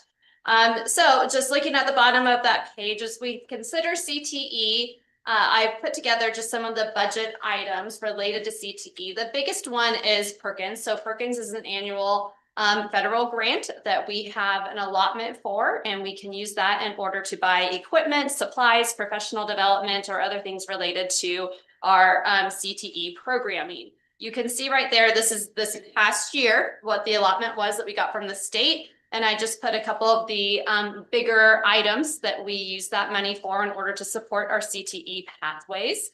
Also with Title II-A, that has direct correlation to budgeting items for CTE. Oftentimes, if we have professional development for CTE that isn't already covered through Perkins, it'll come out of our Title II-A funding in order to send those staff to some dedicated workshops and opportunities. And then finally, anything that isn't covered for CTE in one of those 2 categories, we do cover just through our general secondary textbooks fund. Looking at that list, these are the items that we paid for related to our CTE program this year. Going forward, we still do have Cengage curriculum, which covers a lot of our curriculum for business and facts pathways. But Code HS at this point in time, we are not renewing for next year. Success 101, we are no longer offering. So we won't have that expenditure. And U Science was a pilot, which is still being determined if we would continue with that into next year. All right, flipping over and looking at the back page.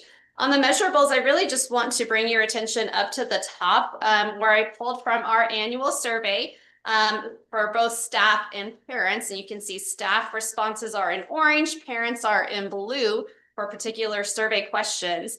And particularly the second one down, which was question number 12 for staff, is based on the graduate profile. Schools and parents are preparing students to be college and career ready, a future ready graduate. And while all of these had agree or strongly agree as the highest responses, on that one, you can see that our parents felt very strongly, 83%, about our preparation. And that's sometimes, you know, that's just evidence in a lot of the work that we do have strong parent and community support. And so that was interesting to me, just in that difference. So at the bottom of the measurables, all of those items I have previously shared with you, either within a teaching and learning report, kind of as they come up throughout the year. In fact, I believe it was just last month that I shared the CTE student follow-up data, but here it's kind of all together in one spot for you to see some of those trends and some of the data that we have related to CTE. So finally, if we look at the bottom, action steps, which are directly related back to the goals that I already identified. We do want to maintain our CTE programming, continuing to make sure that we are offering the correct pathways and the right classes within those pathways. And that's an annual process with, you know, auditing our elective classes, looking at those enrollment trends. What is it that students are wanting?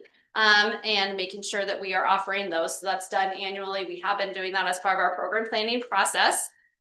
Second action step down is develop a pre-K-12 IPS scope and sequence, which I already mentioned. So that's continuing to work both with our PAC team, which is the principals, advocates, and counselors for secondary, and then working with elementary to identify and be intentional about the opportunities that they are offering at their level for college and career awareness.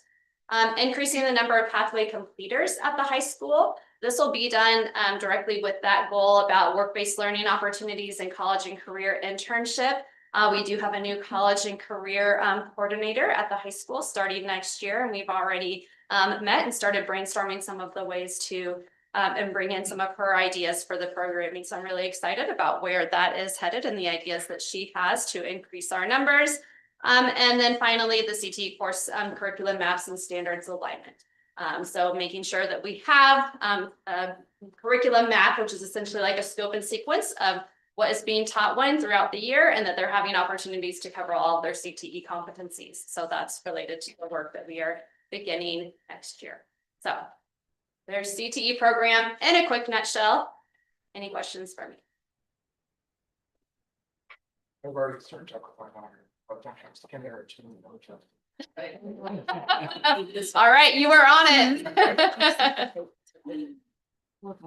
I think the numbers are interesting on the measurables on the survey. I just think those numbers are very interesting. Yeah. I think it's interesting that the staff is Yes. lower Yes, than the parents. yes. Very interesting. Yes, and I think there could be a variety of reasons for that. Sometimes, you know, especially at the high school, we, you know, live in our content area in our world, and sometimes maybe don't know everything that's happening, all the opportunities happening in different pathways around the buildings. But also the fact that parents are at 83%, they're their children. They know what they're moving on to and doing. And the fact that it's such a high success rate, I think is a very valid number. So I'm sure there's other variables to be taken into consideration with that, but yeah. And I think a lot of us always think, okay, we can be doing better, you know? Right. So sometimes Right. we, you know, that affects our rating. Yeah. Perfect. Yeah. Thank you, Megan. You're welcome. It is now time for Mr. Wilson. She says with the utmost of excitement. In the transition to the diligence platform that you're all looking at, Teresa and Candace have been reviewing our policies and pulling the ones that don't match our practice. In most cases, we have changed our practice to help match the policy, but these policies we'd like to change and make tweaks to in order to match our practices. Most of these are very small changes, and I'll go through them, starting with the first one, DK, Student Activity Fund Management. Most student activity funds do require a student signature to access those funds, so we'd like to add that. We're gonna have to keep up, man. I'm gonna be moving. On policy DH, bonded employees. Notaries should be bonded, so each employee is required to be, that is required to be a notary, will be bonded by the district. Okay. Yep. Time out. Yep. It's the last one. There you Oh, go. sorry, I must have gotten mine out of order. My bad. So easy on him, not Jack. I know. Be nice to the guy. I know, he'll never come back and help us, will he?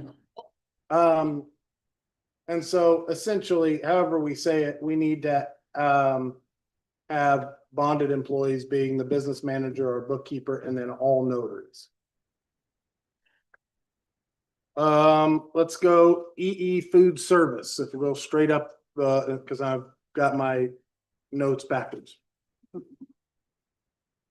In the change in this policy is accounts will now become delinquent at $50 instead of $150. It's a little more work for us, but it helps keep families above water and current on their food service bills instead of getting to $150 and then they're pretty overwhelmed at that time. Okay.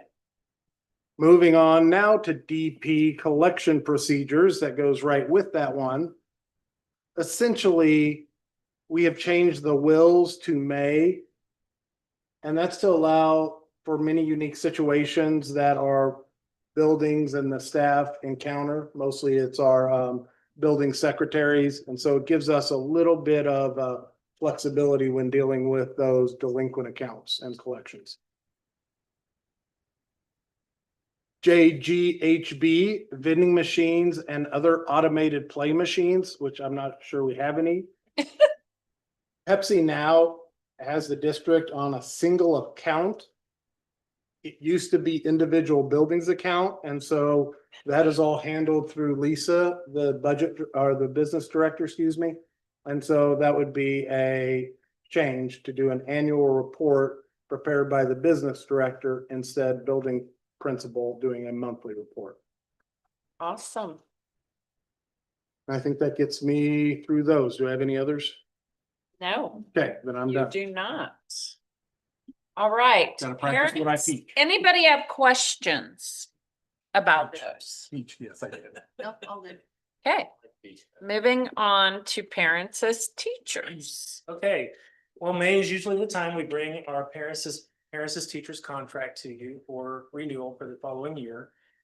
We pulled it out of consent agenda, put it on discussion tonight because we typically purchase 8 units, which each unit serves about eight families. That will give us about 64 families that we would serve through parents as teachers.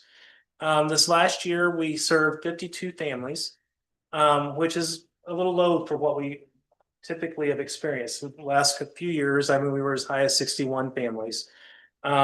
We don't think that the need has gone down. Matter of fact, we think the need probably could be a little bit more at this point in time. But there's a question about whether or not we need to continue as is with 8 units purchased to serve 64 students or 64 families, or do we need to reduce that? Our recommendation is that we should keep it for one more year and look at it. One of the things we did talk about is looking at new ways to promote parents as teachers. We haven't actively promoted it as well as we think we could have in the past. So our parents as teachers staff have been attending our screening days at Milk, and they've been going to classes and reading with classes and doing things like that, getting themselves out there more and more so that families know who they are and can find out more about the program. So what questions do you have for me? As this was on the consent agenda, we would love a motion to approve that will allow Keystone to be able to do their budget at the appropriate time.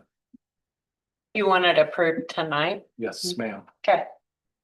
And Madam President, I make a motion to accept the parents as teachers contract as it was presented. Second. It's been moved and seconded to accept the parents as teachers contract as presented. Any discussion? I would just say this, I did bring up the difference in the numbers. Yes. And so, I don't doubt that there's a great need for this.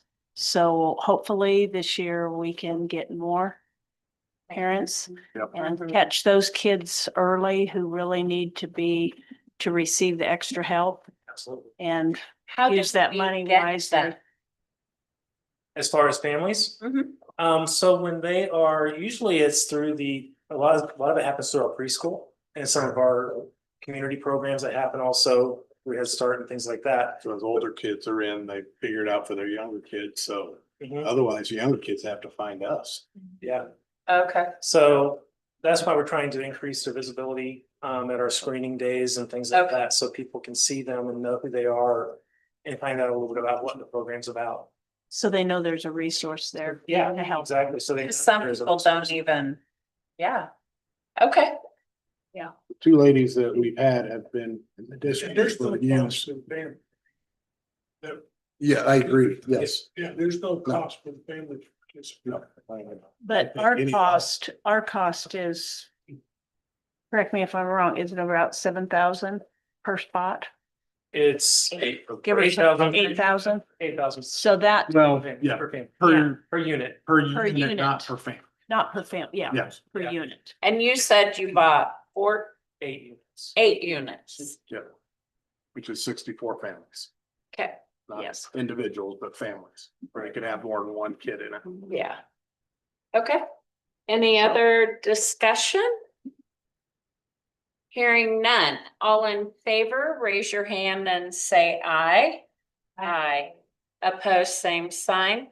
Motion carried. Thank you guys. Thank you. Thank you. Okay, we're moving on to the action items. Oh, sorry, I was trying to skip my most. What'd you say? Skipping that one?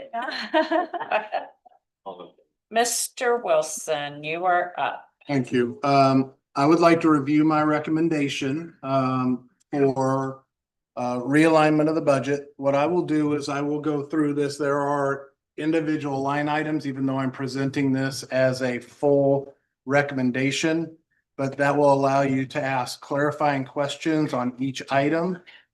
When finished, the board may discuss the merits of any item, ask for additional rationale, add or subtract from the recommendation if you so choose. I'd first like to highlight that many districts in our financial situation have chosen to just freeze salaries. People don't get step or call them, instead of doing this very difficult work. And so I want to commend you. We have consistently listened to our staff and believe that freezing salaries would not value what we've heard from them in the past 3 years, and or what our recruiting and retention groups have prioritized, and you guys have prioritized. This is my recommendation, and the board may adjust it as they see fit. However, I will promise that I have carefully and meticulously considered these items, and honestly, many more in order to put this recommendation together. I've listened to feedback, but I have not put this in front of staff as to not create more division and hurt feelings. I think that was a very important part. So you may get feedback from staff, from community, now that this is going public. This will be available for anybody on our Board Docs Diligent website after this meeting. Can you scroll down? Thank you. I wrote in the weekly wrap up that I tried to maintain as much transparency as possible to ensure that this is done ethically, compassionately, gradually, and responsibly. I think those 5 words are essential for quality leadership, and I know the board seeks this kind of quality as they lead our district. Leadership doesn't just give orders, it cares for the people in the organization and puts people before ideologies. This work is difficult and nothing on this list of recommendations will be easy to part with. All of it is good and all of it has investment from our people. But it is a necessary work and I appreciate the board trusting me in this role to do it.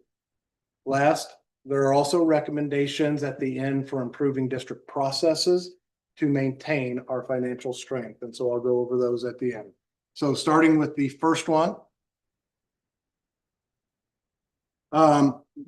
These, we would ask that if the board approves this, that they approve the concept, understanding that not all of these can be identified perfectly in implementation, but we may have to adjust some of these a little bit. First one's a great example. We put a 6 to 10% reduction in departmental budgets. Initially, it was just a across the board 10%, and our feedback that we got said, we really think it honors each department's work. If you actually take a more fine-grained look into the work that they do and decrease the budgets based on what their individual needs are, what they're doing, the size of their budget to begin with. This mostly is not general fund savings because most of our operational departments are funded out of the capital outlay. So you can think of technology, transportation, maintenance, all are out of capital outlay. Questions? Reduce the number of middle school teams from 6 to, sorry, I'm sorry. President, you want to vote on these now or go back? I am going to present this as a whole recommendation and We'll vote next the time. next board Oh, meeting. that's true. And you can suggest changes and the board can give those to us as we go, but I'm kind of putting this as a whole package for you because every time you take something off or add something, I think when you see our final numbers at the end, those are the numbers that we feel are at least necessary to be able to, and again, you may ask for me to do more, but those are things that we think we can give raises if we do. And that's really what this prioritizing is about. It's really about doing everything we can to prioritize raises for our staff. So the next one is to reduce the number of middle school teams from 6 to 5. We've already begun that work. Kyle was kind of a leader in this work. It ended up us not having 3 staff members need to be hired because of the numbers at the middle school. And those are 3 core teachers. But for 1 year, we do have a few more electives teaching a 6th period. So it isn't quite a 180, but it's about a $150,000 savings, and that is in the general fund. We've already talked to you and communicated that we are eliminating the summer school that was paid for with ESSER funding. Obviously, we've already made that determination. You've approved summer contracts based on that, but that would be ESSER funded decrease and really wouldn't decrease the general fund at all. If we reinstated that one at a later date, we would do it with the at-risk fund anyway, which gives us a little more flexibility on the general fund.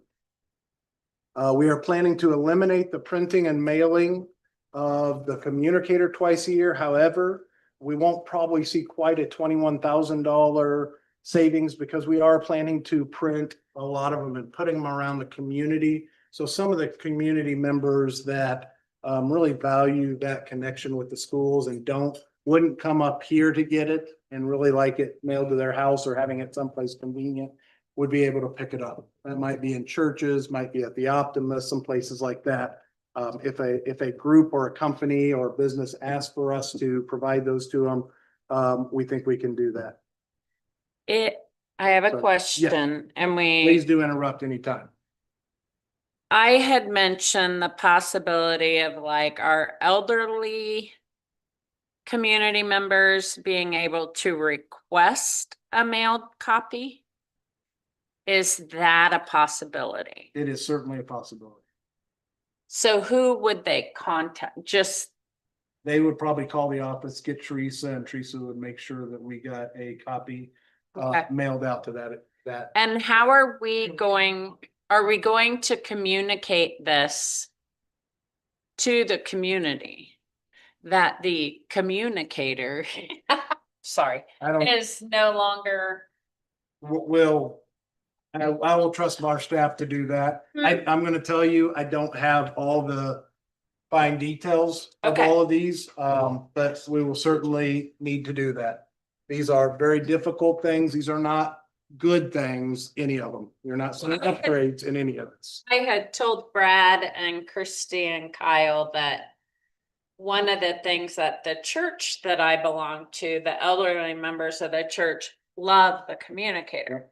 And they always come up and talk to me like the week after they get it about all this great stuff happening. So I'm sure that's not just my church. I'm sure that's a lot of our elderly community members. And I just think that would be sad for them not to have that. I was just wondering if we could have a smaller list of people who wanna be put on, Yes, you know, maybe I want to make. Yeah. So, you know, I don't know how we get that list built, but we could. Submission. I think we can make that happen. I don't have all the details of how, but Come on. we will make it happen. How about that? I have a lot of faith in the communication director to figure it out. Thank you, Candace. Tight on. Okay, Next one is to move the district to fast bridge benchmark assessments, aligning elementary with secondary, and you voted on that actually today. That would be a $13,000 savings. Any questions? We would eliminate software products or the following software products really that were purchased with ESSER funds. These are the ones that we've gotten information back that we can do without. These supplemented our remote learning that we did when we were at COVID. And so Pebble Go, Seesaw, Math Seeds, and Reading Eggs, would no longer be funded. That would save us about 16,000. Again, not general fund money because it was ESSER funded, but it's certainly something, 16,000 that the general fund doesn't have to pick up. And so the teachers have said that, I will say not the teachers. or. We got administrative. I was very careful not to necessarily put this list out in front of teachers. For one, the original list included a lot of things, including people's jobs. Sure. And I did not want to pit elementary against middle, against high school and say, you ought to cut that. And I think our cohesiveness as a district and our teamwork that we've been working on has really advanced. And I don't want to hurt that by asking teachers to make this selection. So no, I got the feedback I thought was necessary. I made this selection that these are no longer going to exist. I feel confident that there are some teachers in our district that use some of these very well, but I also feel very confident that these are the ones that are not being used to the extent that is worth the money that we're spending. Yes, and I did hear you say earlier, you haven't asked teachers to. Yep, I was very intentional about what feedback I got, and you can blame anything in here, and none of it's good, on me. We plan, Brad, Lance, can you adjust the air? She's having a moment. Yeah. eliminate unstructured summer curriculum work. Yes, so we have had the opportunity to have any teacher just request to come up to the district, do some work that they wanted to do over the summer, and we would pay them. The reason I say it's unstructured is it wasn't directed by the district. It was any work that they wanted to do. They are still able to do that, and Megan is going to open up the district office for that, but they will only get professional development points. They will not get paid for that. Okay. Again, another one that you're gonna probably see a little bit of ask for some flexibility on. We would plan to do a rotation for national conferences for principals. once every 3-year rotation. For directors, once every 4 years. We do have some principals and some directors that never do a national conference and choose not to. We would probably allow that rotation. Then there might be some people that are allowed to go every other year as a principal in order to still be able to use that number of national conference spots.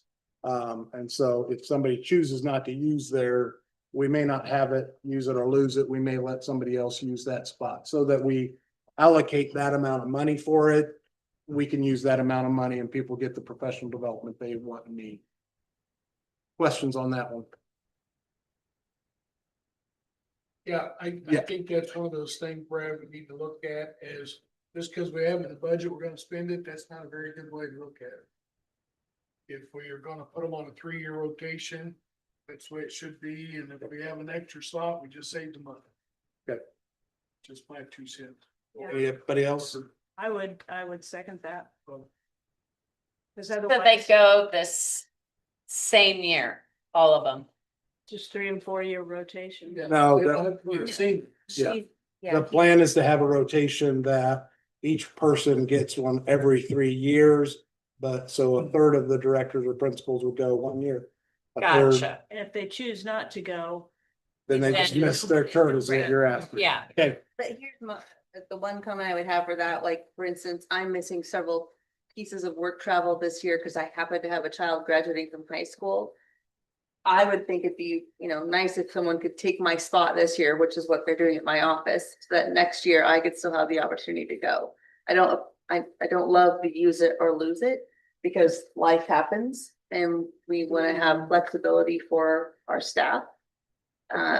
So I'm wondering, are we okay if we say, Like they swap. rather They than could- use it they or could lose it? swap between themselves. I think just- yeah, that's what we were talking about. Yeah. If we do Yes. that, Keeps track of But- this, Brad. just because you got an open spot and somebody else wants to go. Save the Right. money. That would be Mrs. Newsbaum would keep track of all this as our queen of professional development, I think is her official title. So, say for instance, I can't go this year and you were scheduled to go next year and we Sure. swap. Get that- Great, okay. Okay, so you are okay with that? I'm okay with Yeah. that, but Okay. just, if I decide not to go, then nobody's. Yeah, we don't need to search out someone to fill it. Okay, I went last year, but I'll go again. but you're okay with this one? Yeah. Yeah. Okay, I would Yeah, be okay with that too. okay. Moving 10% of the school budget from discretionary general fund to the at-risk fund. It doesn't technically save the general fund, but it makes the expenditures less discretionary. And in an area that we have some carryover in typically, and so we're not reducing the school budgets at all, but we're making them really focus that spending on at-risk services for students. Questions on that? Bucket, actually, right? Yeah. Just moving it to a different bucket. Exactly. Okay. No. Not overall, see. No overall, it's an overall savings in our general fund just because that at-risk has to be spent anyway. Yeah. So it's just a little bit different how that's been set up. We would like to change the fee schedule. I would like to change the fee schedule at Milk so that families pay for the school provided snacks. Similar to elementary school students pay for breakfast and or lunch. Would be supplemented by the district still. But we would ask that they pay a fee to be able to get that allergen-free healthy snack. It was discussed whether kids should be able to bring a snack. What we have heard is just the challenge for little kids of that age to be able to manage an allergen snack. They think safety wise, it's best that we have a snack. If we just ask them to pay, it's basically 50 cents a snack. For our full pay kids, reduced pay kids, and I apologize if I do not have. I did not put it on here, but I do have a fee schedule that I will send you that we have updated for Milk that includes both of the Milk recommendations. But essentially it's 50 cents I think it's a 50 cents per snack or per day for half day students, $1 a day for 2 snacks for full day students. And does Katie do that or? Yes, she does. Since she's still here, since you didn't leave. You take care of the snacks. She does fruit, she does grain, she does amazing snacks for them. We think it's really important that those kids get that healthy snack. Questions, other questions on that?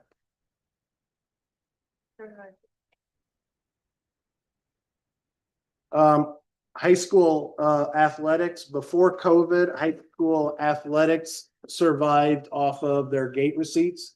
We have gate receipts around 130, depending on the year, 140, 120,000.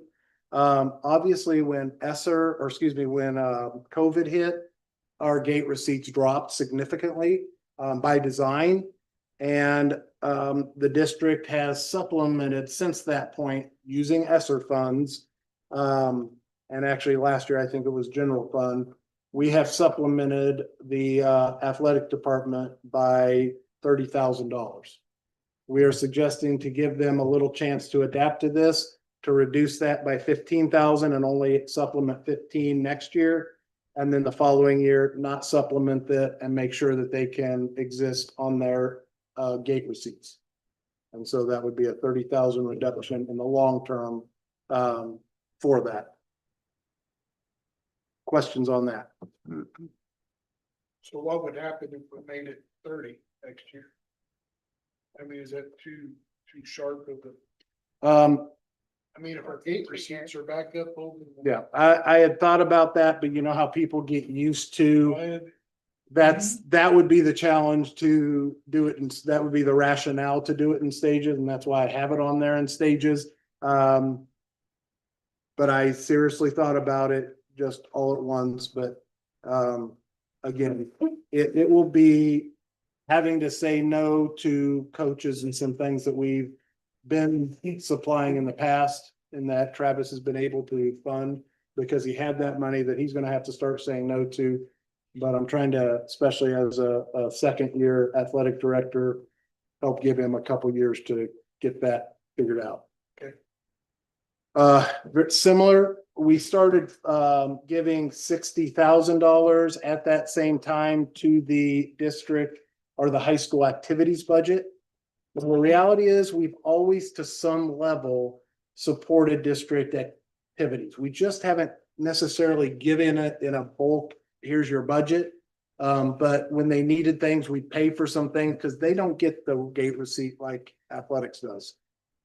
They do get quite a bit of money from advertising, which is awesome. They need that. They get some money from little gates, but not a ton of gates.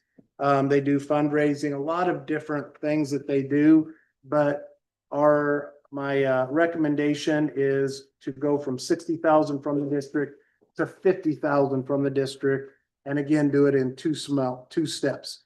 Lose 5,000 the first year, and then the next year get down to the 50,000. And so over in the long run, the district would be supplying 10,000 less dollars to their budget. So if we, in 2 years, that's down to 50, are we gonna put some type of CPI adjustment on that, or it's something going forward, or?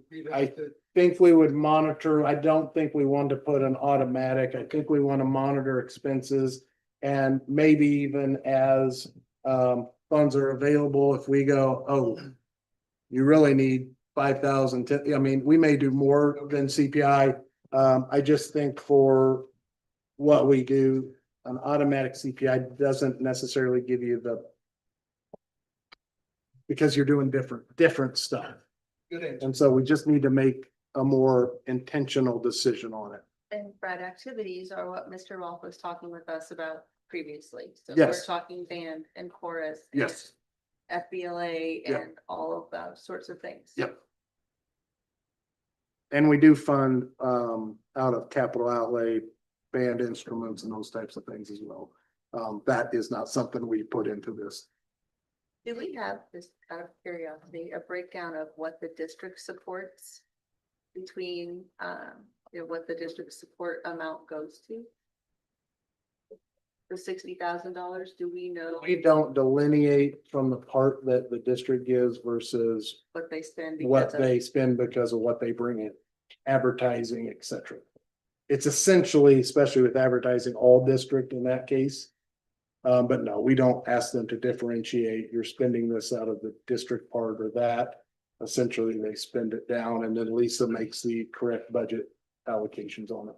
So if they have gate receipts at one of the musicals. Yes. Does that go to the theater department or does that go to the whole general budget? So if I am right, and I wish they were here, but Marty may be able to help me on this. If I am correct, I believe usually when the theater puts on something, all of that money goes to the theater. So obviously, is that correct? Okay. Yeah, and so I think those are their own, unlike athletics that goes into the general pot. Yep. So they do it a bit differently. And then there's a lot of fundraising that goes on as well. There's still some money that the district gives if they go on a national trip, that $650, so you heard some activities going to nationals. We would pay 600, district would pay $650 towards each student's trip as well. And that is different from this original budget. That's different from this money. Goes paid, the rest of it is usually not paid out of Mr. Ralph's budget, it's paid out of fundraising, their activity funds. But we don't differentiate that. I mean, the district puts it into the activity fund so that they can give them that $650. But that is a separate allocation. Because it's based on a per student that Right, gets it. yes. Any other questions on that one?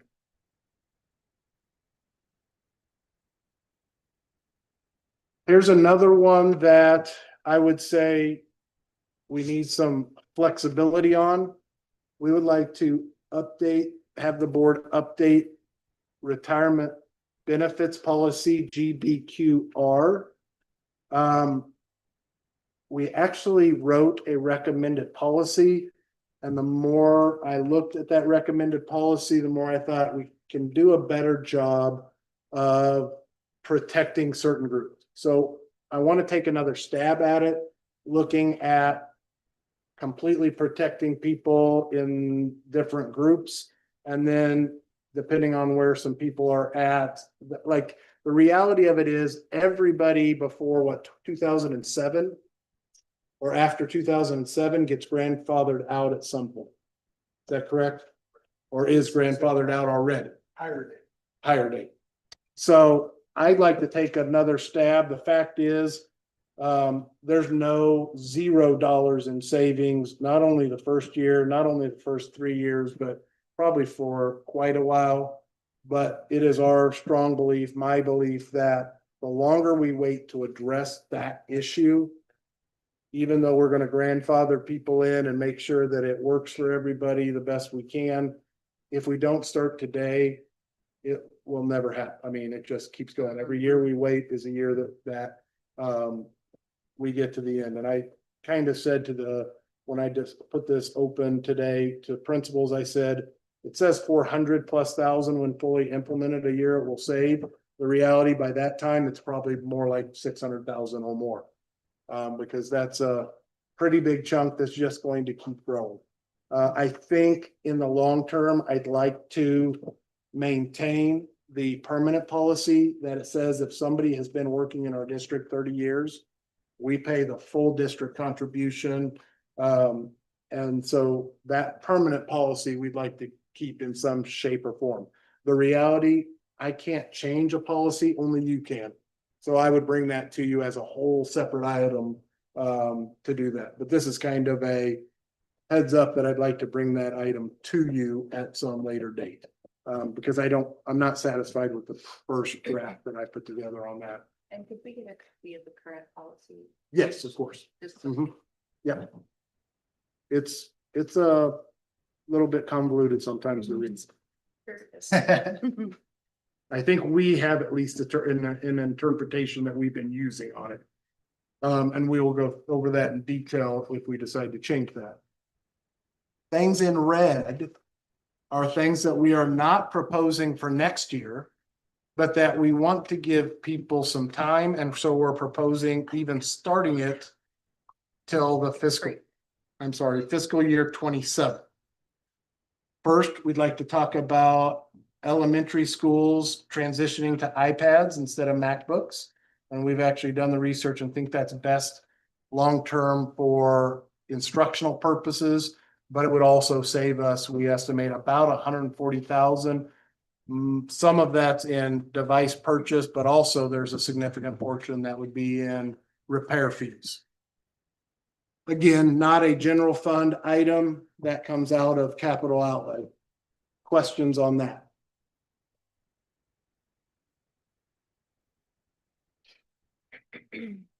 Again, not for next year, but the following year.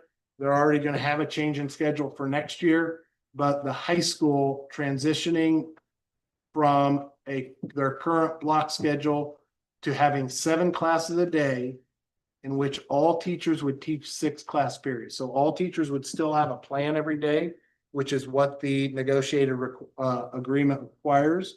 It requires a 40 to 50 minute plan period every single day. This gets us much closer, this and the middle school part of it gets us much closer to what elementary already has. Elementary gets a plan every day, and it's about 45 minutes of plan time every single day. Right now, our high school and middle school are getting about double that every day, although we can use some of that for other purposes. But in the elementary also is able to use Project Lead the Way and library time to get a little collaboration time. They get about hour of collaboration time, maybe not quite that much, but about an hour of collaboration time every week. And what we would like to propose is we do something, I'm not going to say exactly what, but I'll give you an example, that we maybe do something to get the middle school and high school a similar amount of plan. That could be done as simply as every first and third Wednesday of the month, that you have a 2-hour late start for secondary. Instead of secondary buses running before elementary, they do the exact same routes, but secondary would run after elementary. And then that would provide a 2-hour every 2 weeks period for secondary to have some collaboration time. That would make it equal across the board, up and down. Right now, we're very unbalanced. But what this is for is to say, asking teachers to teach on the secondary level, this one and the one below it. You can see there can be quite a bit of savings with that, but that will happen over time as we have attrition. But obviously, when they pick up basically 20% more classes that they're teaching, one more class, Mr. Jones would tell you, he surveyed the UKC, and he said well over half of UKC also does this already. Also Auburn Washburn, I just happened to be talking to their superintendent, and they also teach 6 out of 7. So it is not an unusual thing to do. Yes. So if we did that every other Wednesday thing, like. Yes. That still get us enough hours? Yes. One thing is that time, we would have a few less, well, we could do a couple things. One, you can add 5 minutes to the day. It doesn't make up all that time. It makes up not quite, about half of the time, not quite. But the time that we spend there is professional learning time. That counts as half time. So although you're 2 hours late, you still get an hour worth of class time included, the way the statute's built right now. Even though the kids aren't in school. Yep, that's the way it's been for years. I will tell you in a little bit. I will say you were not in the legislature at that time. Brad? Yes. Yeah. No, I was just gonna say both of you say aligning with the negotiated agreement. Yes. So this is not anything that is not something that our teachers have agreed to, that we do this 6 out of 7 or 7 classes per day. That is. Let me answer what I think you asked. This would not require a change in the negotiated agreement. Okay, thank you. Our negotiated agreement supports this. This is what we used to do a long time ago, but it's been a while. Before we did block schedule at the high school. When we went to block scheduling at the high school, because the plan period is every single day, then they couldn't have just one period off anymore, Right. because it would be every other day. So in order to make it work, we imbalanced it a little bit. Yes. So, Hold on, let's get this one here. sorry, so having taught under a 7-period day. Yep. Taught under a block schedule. Yep. I can tell you fine. But is there a way we could work this into that? I'm for this.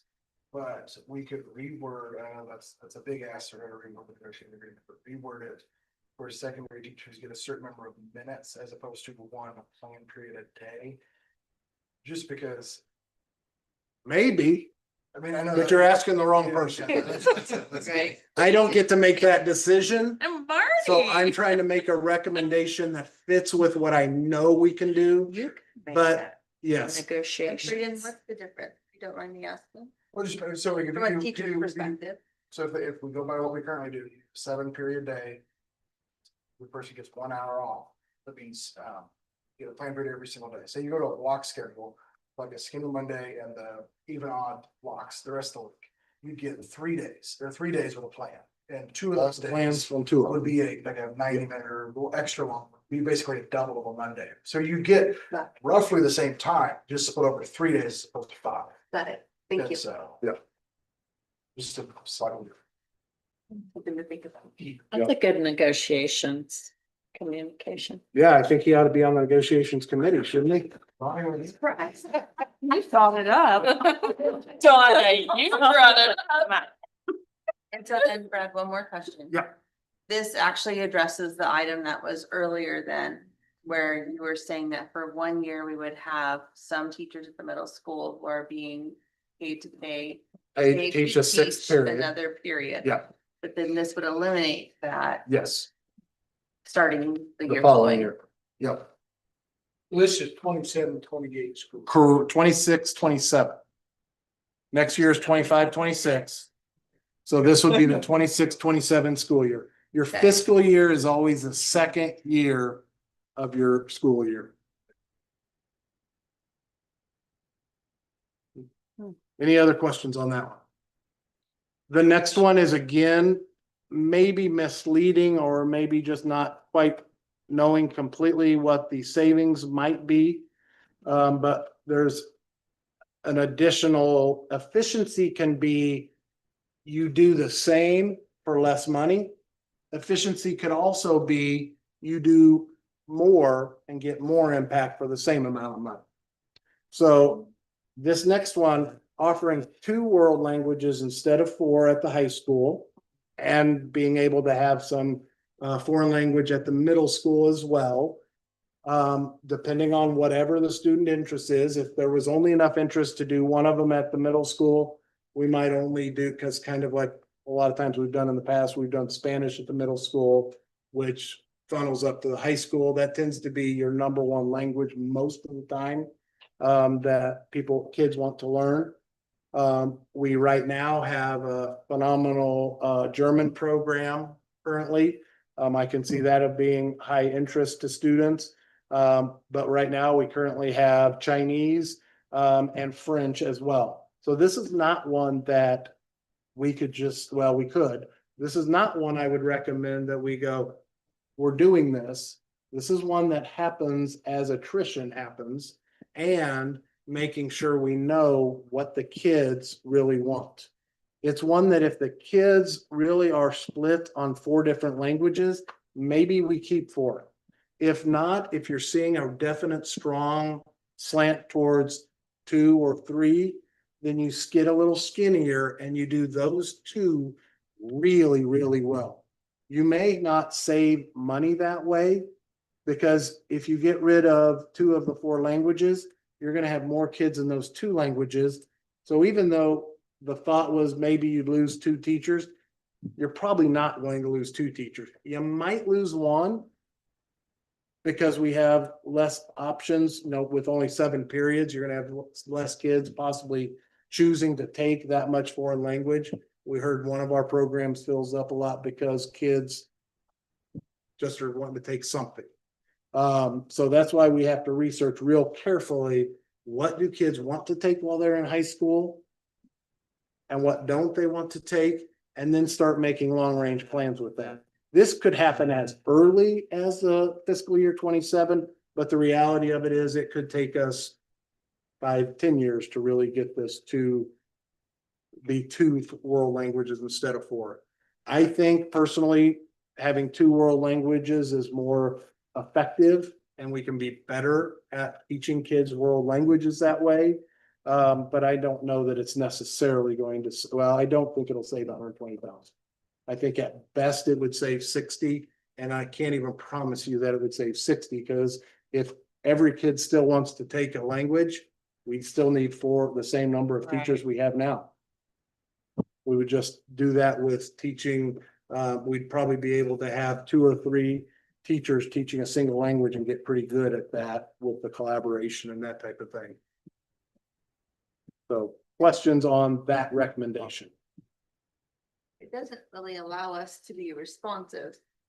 He said, oh, we'd survey the kids to see what they're interested in, and that can easily change as the kids change, as different kids are coming in and out. And it's not easy to find world language teachers. That is one of the reasons for this recommendation. We're already in a pickle right now trying to fill any open spot we have here. Right. We think we'll be better at finding, if we're only looking for a certain number, we can probably look at how do we home grow those instead of just hope that we get a applicant, because we haven't done a very good job of getting an applicant. Maybe it's best to choose 2 languages that other schools don't, because we're sure not having success getting a foreign language teacher for the ones that other schools typically teach. But I think we need to look at our world languages. There are very, very few school districts our size that teach 4 different world languages. And that's no longer a curriculum requirement, right? Another graduation requirement, right? It used to be, but it isn't anymore. It is for the scholars curriculum, Kansas scholars curriculum, I believe it is. Okay, thank you. Yep. Any other questions on that one? And again, it's my explanation is I'm looking for conceptual. Like I said, the implementation of this has to be flexible based on what kids say and what adults are available. It's not really let's just do this exact plan and move forward with it, because that's, if you do, you can do that, but you're going to be having people lose their jobs. You're going to have then potentially openings that you can't fill. I just am wholeheartedly an advocate of trying to do this in a way that people are not losing their jobs, that we are ethical, that we are compassionate to the people that we're trying to serve, which is our teachers, to be able to serve our kids. And so to get that job done, I think we have to do this the right way. Oh, you guys are looking at different ones. Good. The next one is our pre-K milk community students. This is going to take some explanation.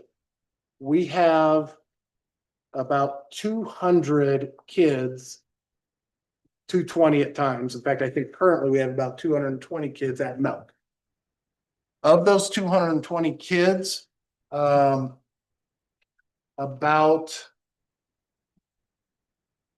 a quarter of them, maybe a little more. Deidre might be on this on the special ed, but there's a big chunk of them that are special education students, have an IEP. Some of those are just speech, but they do have an IEP.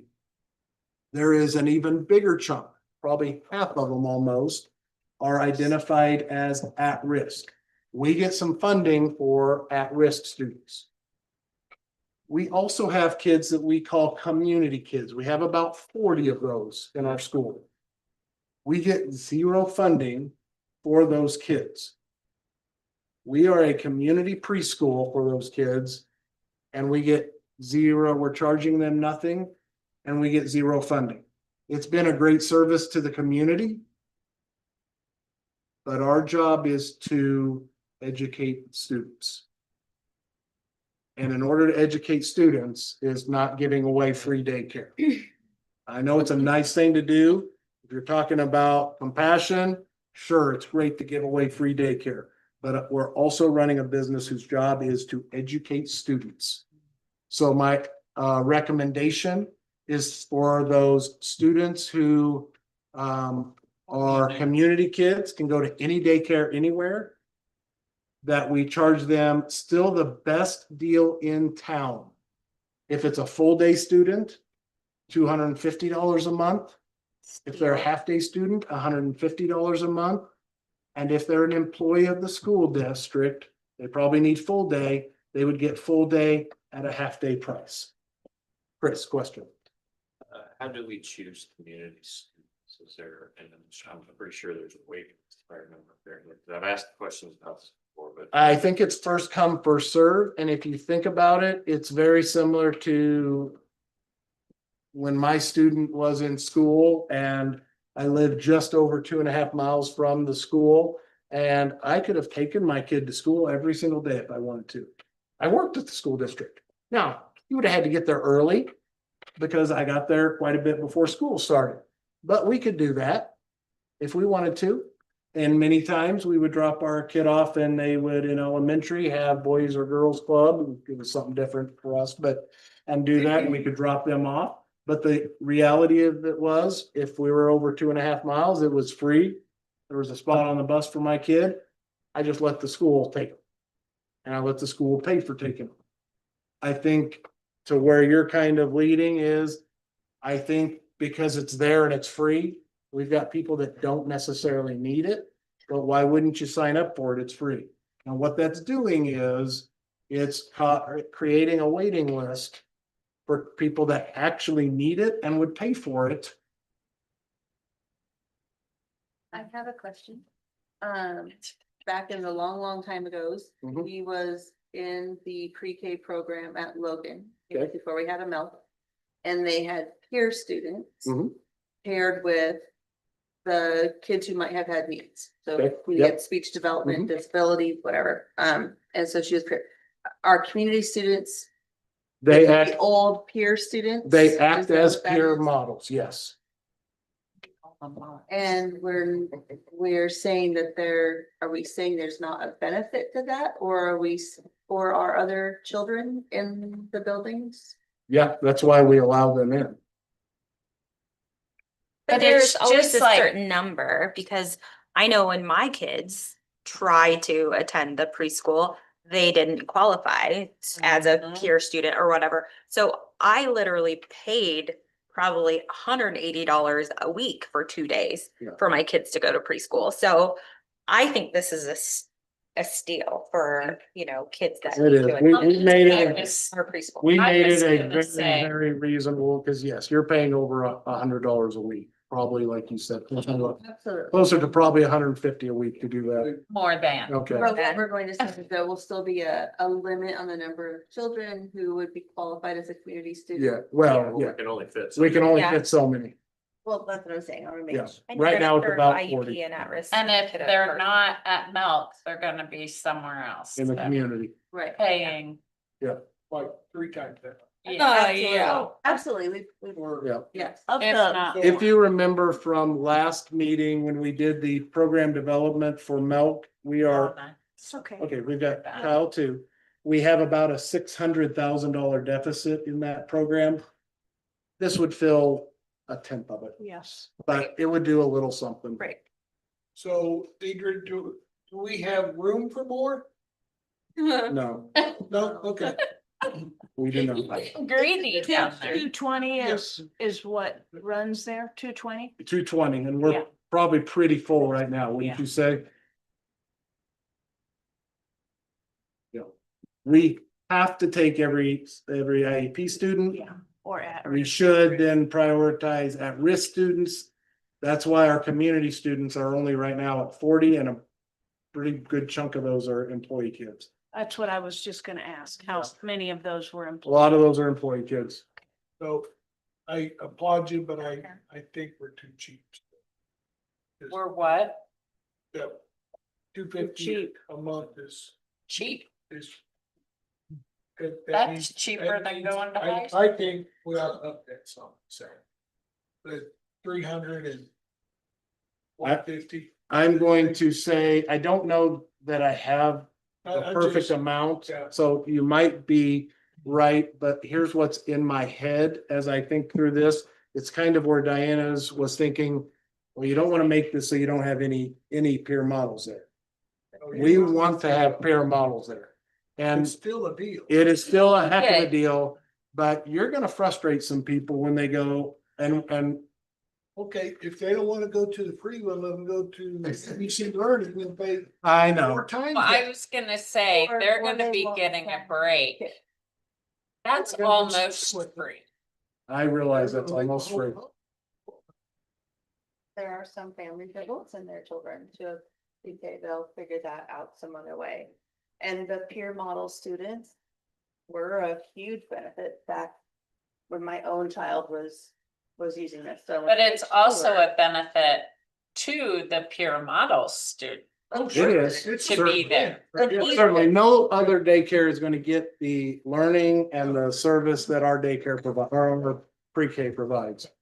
I agree. It's worth way more than that. I'm trying not to be.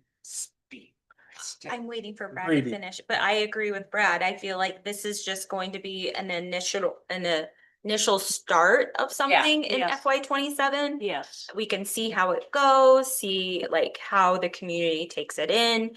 And if we need to increase it at a later time, that would be a time to do This that. certainly could be something that you would say you want to have yearly increases in. Based on, again, maybe that reaction. Again, Kyle, you're not wrong. It's just, Well, It- of course. it's my. Man, I apologize to the rest of the board for saying that. Humility. That Wow. there's nothing in this that's not gonna be hard on people. Yeah. So we're trying to do what we have to give raises. We're not trying to. Just like we're not trying to be free and just give to the community, because we are a business that educates kids. At the same time, we're not trying to be a business that makes money, because we're nonprofit and we get funded by the state as well. So I don't know if that's the perfect amount, but in concept is that we have some skin in the game for our community students who are at Mel. That's a That good would be the start. concept for that. Good starting. Yeah, and then what you guys will do is you will do fee approvals during, I think, the July meeting. This would have to come to you on that. Yeah, and what I have done is I have updated the milk fee schedule with both the snack and this. To be able to take to you when that time comes. Yeah, Or to, on the full day program, you'd be closer once you add the $1 per day for snack. To what, to it's true. Add $20 to that. Yeah, Well, no, 75. add $10 a month for half day kids and $20 a month for full day kids, Right, okay, essentially. right. Okay, thank you. Yeah. Eliminate the college and career advocate program. When this program was put in, a great program in order to help kids develop their individual plans of study. I'm sorry, We're good. Okay. We are recommending that we have other ways to get this job done and meet the goals of our post-secondary preparedness. But we would also then recommend, if these two gentlemen who work part-time want to remain on with us, that we would find them different jobs to do in the district. But we think this job, this program has lived its life in our district. Yeah. Questions or comments on that one? I'm sorry, go there ahead. is one comment. Yep. So we're gonna continue this program one more year and then Yes. transition it in the next Yeah. year. Tell them so that they have time, if they want to do something else, that they can do that. Because they may not want a different job in our district. This is probably the one that is gonna make somebody make the hardest decision, but none of these are gonna be easy on people. They just aren't. I am recommending that we at least investigate a lower cost option for our learning management system. Right now, we use Schoology that costs us $28,000 a year. There are some options that are free now that didn't exist when we started with Schoology. We again got Schoology, I think, probably 2016, to be able to do online type of learning with computers. And so we could potentially save up to 28,000, but if we got one that costs, maybe I'm counting on saving 10,000. But looking for a less expensive option than Schoology for a learning management system. Questions or comments on that? Schoology was awful, so I'll be happy to get rid of that. It is, I think, what Candace will tell you where we get most of our complaints. I absolutely needed it. I am recommending that we eliminate the ESGI report card system that we currently use for kindergarten and first grade. It's nice. It really is nice. But Schoology or Power School, excuse me, will do something probably not as high a quality or granular, but it will still do the job. And so that would save us $9,000 to use the tool we already have. So with like Power School, we're using it. Is that another add-on? No. It's you get the whole package. Yeah, without- it's what we use for second grade through.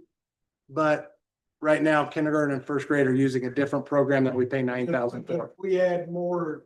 No change. Okay, Because we already have Power School for every student in the district. okay. We would just be using the functionality we already use or already pay for. I'm recommending that we transition from e-finance to Skyward Financial System. The first year, we will have to have both of them concurrently. After that, we don't know exactly how much savings. It could be anywhere from by 2027, 10,000 to honestly, in the long run, once e-finance is gone, it could be well over 20,000 when you add the software and all the support costs, because the support costs of Power School are ridiculously expensive, much cheaper for Skyward, but also about half the districts, half about right, in Kansas use Skyward. And there are a lot of user groups and a lot of help you can get for free in the state as well for that program. So we've already started looking at that. We already kind of brought that to you, but that's part of this recommendation that will save us some money in the long run. Questions on that? Already an issue. We implemented. it. We decided we're doing it. Okay. We haven't implemented it yet, Okay. but we're in the process. So we've I'm always used it initiated instead of implemented. One I'm not giving a recommendation on, but is up for your discussion if you choose to, is a board decision to suspend or to maybe do every other year, or to maybe just suspend for 2 years in SBA or other national board conference. We spend about 18,000 a year on that. So that Did we would, find out if that included Equity and advocacy. equity and advocacy? it did not. and Okay, I apologize that's for okay. that. I think that's just in SBA. We haven't always done equity. Right. And so now I don't think that's included in that. Okay. Christie. I know that you did not offer a recommendation, but I'm going to offer a recommendation. And I'm sure I speak probably for the rest of us on the board that I think if our staff and administrators have to take some cuts, we as the board should take some cuts. And I would think that for the next 2 years, we could suspend our NSBA. Well, and actually, we're not even a part of NSBA, which doesn't mean that we can't attend and we can't attend the other national conference, which is COSBA. But I think if we're asking our staff and administrators and everybody to take cuts, then we should probably do the same. I do believe that we should still be able to attend KASB because I feel like our local presence within our state is very much needed, but not necessarily nationally. And so I would like to go ahead and put the recommendation in. How about that- every other? I think if we are asking our districts to suspend what they're doing for over the next 2 years, the board can do the same. And then pick it up in 27, 28. I'd say revisit instead of just. Sure, sure, Yeah, I whatever. But I believe that PD is still great for all of us, which we would still get with KASB. But we don't need to go out of state to get that PD. And again, while I do love the national conferences, I'm a conference goer, but I think we need to make the sacrifice and district, we need yeah. to lead the charge with all of this. I agree, Christine. I would agree. Yep, anything out of state should come out of our pocket. That's another discussion item. That's another discussion. No, I'm just, it's, I mean. But I agree. For the Right, next- right. But I'm for the just next saying at 2 least for years, years, we makes can sense. suspend it. I mean, Yeah. we're fine with that. And like I said, we're with the state association, we're not a part of any type of national affiliation, so it's actually perfect timing that we make this recommendation and take it. But make sure we leave KASB. KASB isn't even listed in there. Not a part of. Those are national and KASB is And the local. price of those compared to the national is much less. Yep. I So yes, I think what we are all unanimous, I think, without voting, that you could put that as a recommendation. Yeah.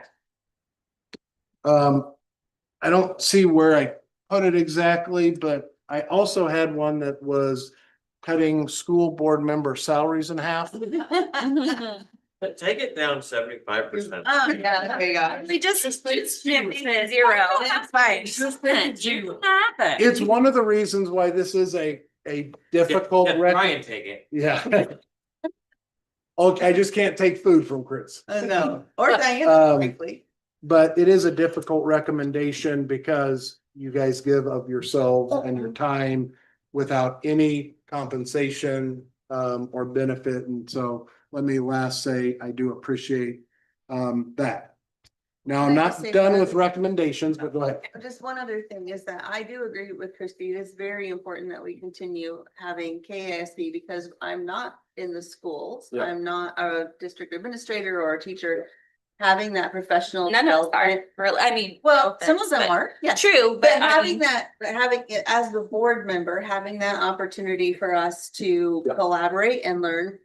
Just as we want our teachers to collaborate and learn our administrators and our kids, is important, but I think Christy said it very well. We can't ask our school district to do what we aren't willing to do ourselves. I also think that the KASB professional learning options that they supply are probably as good or better than anything you get anywhere. They do a nice They job. do a nice job. They really do. Okay, All right, more recommendations coming. Sorry, we're not done yet. This is long and hard. Okay. I don't have dollar values to these, but I am recommending that we look into these. Again, this is very conceptual. We look into photography services and seeing if we can get a bid that all photography services come from one vendor and maybe we can get some benefit from that. It's probably a benefit that is offered to the district as a bonus, not because essentially a photography Like, class. you mean like School pictures? like School picture pictures. schools? Oh. we have 4 different companies that we do school pictures with. Oh, really? Yes. Take them. not professionally. No, these are professional. You want to go with somebody that specializes in school pictures. We have, and Candace may help me, Life Touch. We have Interstate. We have Jostens, and then one that I've never heard of before. Strawbridge. Interstate, So- all the way. So would that include like all the sports teams take photos too? Yeah. That'd be all part of that, like try to get a Potentially. package?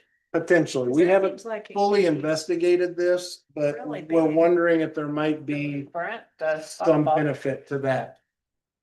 Like that. The yearbook staff doesn't do that anymore for the sports team? Oh, my gosh. For the yearbook, yes. Not for for the the yearbook. yearbook Like, so, like, pictures, you know, though. These are the pictures that parents buy. Yeah. Yes, Oh, well, They do. they do. That's why I'm saying This is consolidating for the benefit of the district, so they might give you free badges. They may give you free, so looking at what benefit can the district get out of this If we consolidate. if we consolidate, because if you want to be honest, the people that pay are the parents that buy the pictures. Yes. So ensuring that we still get the quality product for our parents. Is there one that says, hey, if we can do your whole district, we'll give you X? Normally after grade school, parents don't. Yeah, and it's for also yearbook Yep. pictures and all Yep. that sort Okay, Brad, Yes. of. I am going to entertain a Yes. 5-minute break. I think that's a great To idea. use the restroom. Someone heard, we're done. 5 minutes for uterus. All in favor, all opposed? All in Okay. favor? I'm in favor. I'm gonna stand up.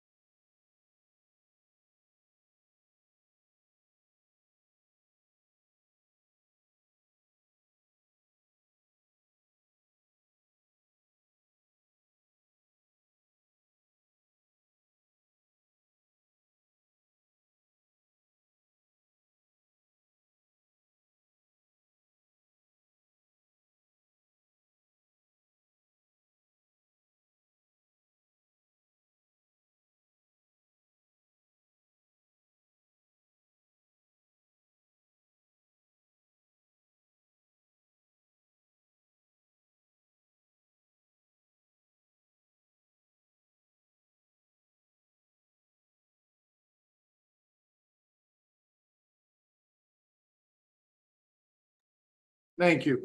Extra duty pay is what, no, Elective offering. elective offering. So these are all things that are worth looking at, and I'm gonna say auditing. Many of these may not create any savings. Some of them may create savings that aren't worth the squeeze. So we talked about photography services. We plan to look at our middle school and high school elective offerings. Are we offering what the kids want to take? I think that's probably a smart thing to do regardless. Are we offering things that kids don't want to take? And we would eliminate some of those.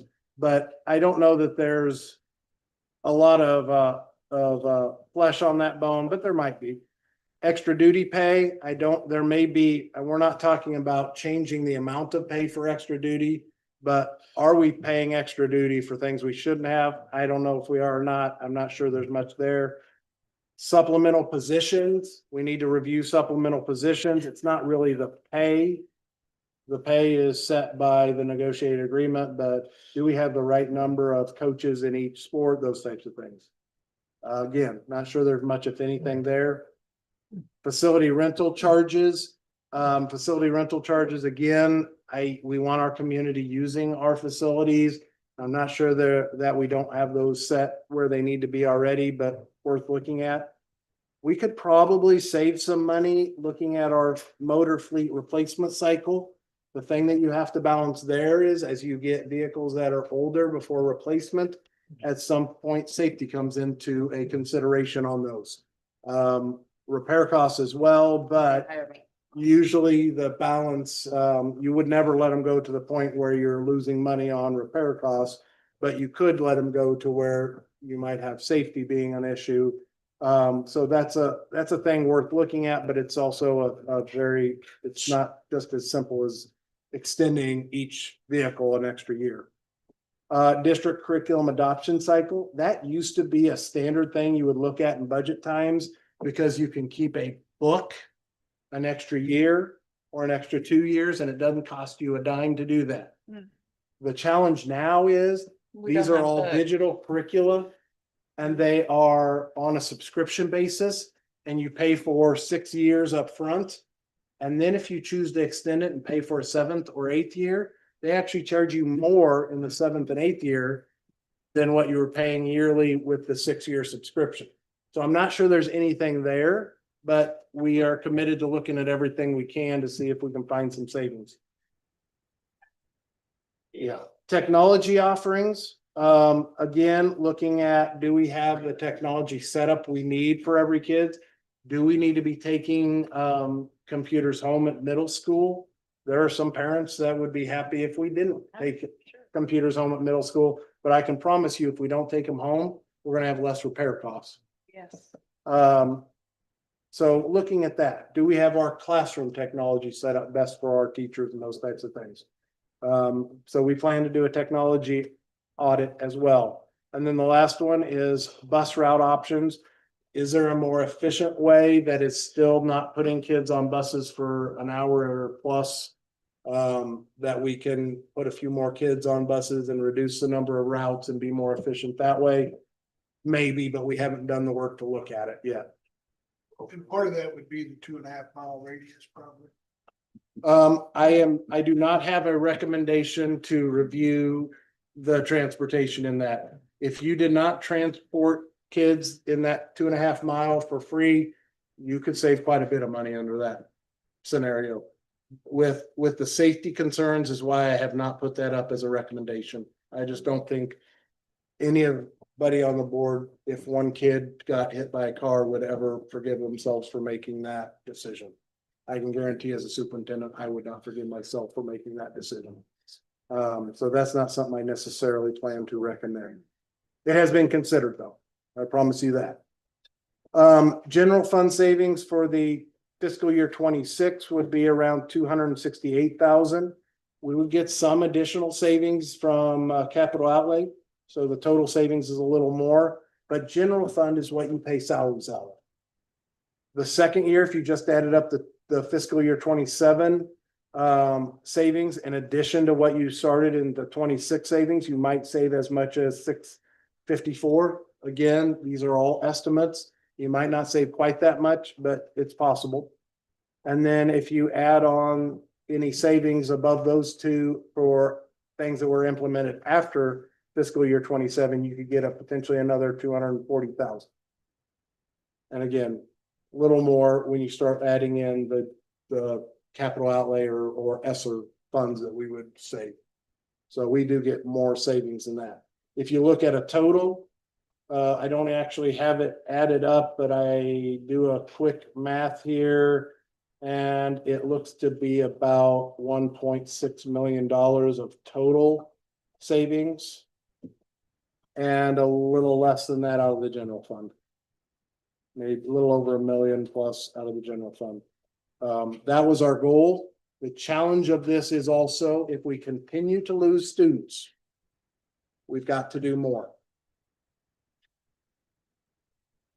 If we flatten out our enrollment, I think this will get us where we need to go.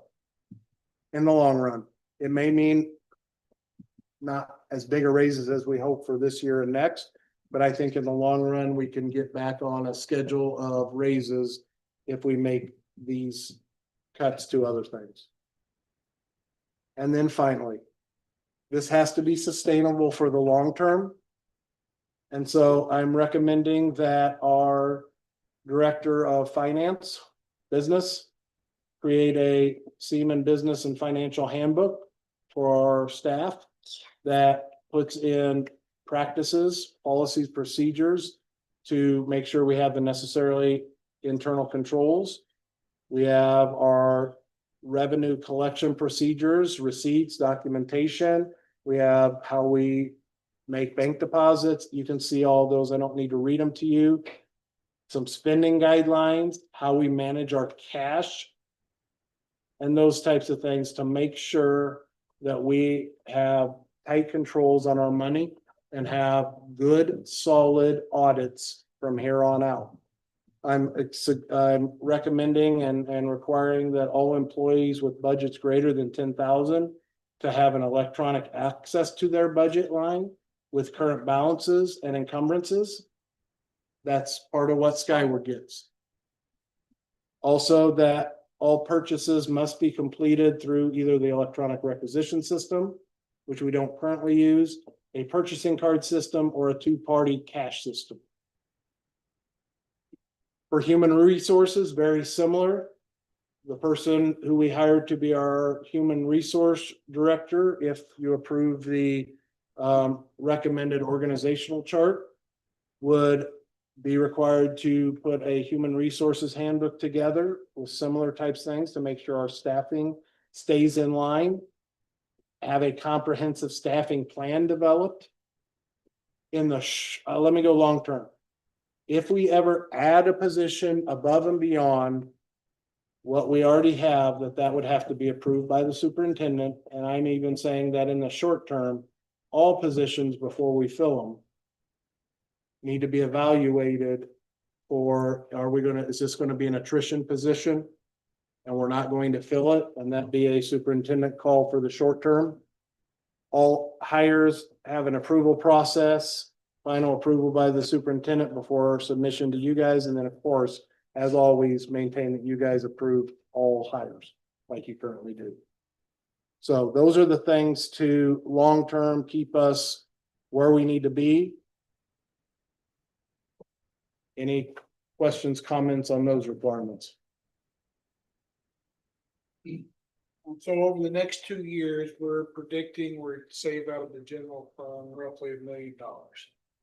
A little less than that, if I remember. It'll be 920,000. So close. Yes, close to $1 million.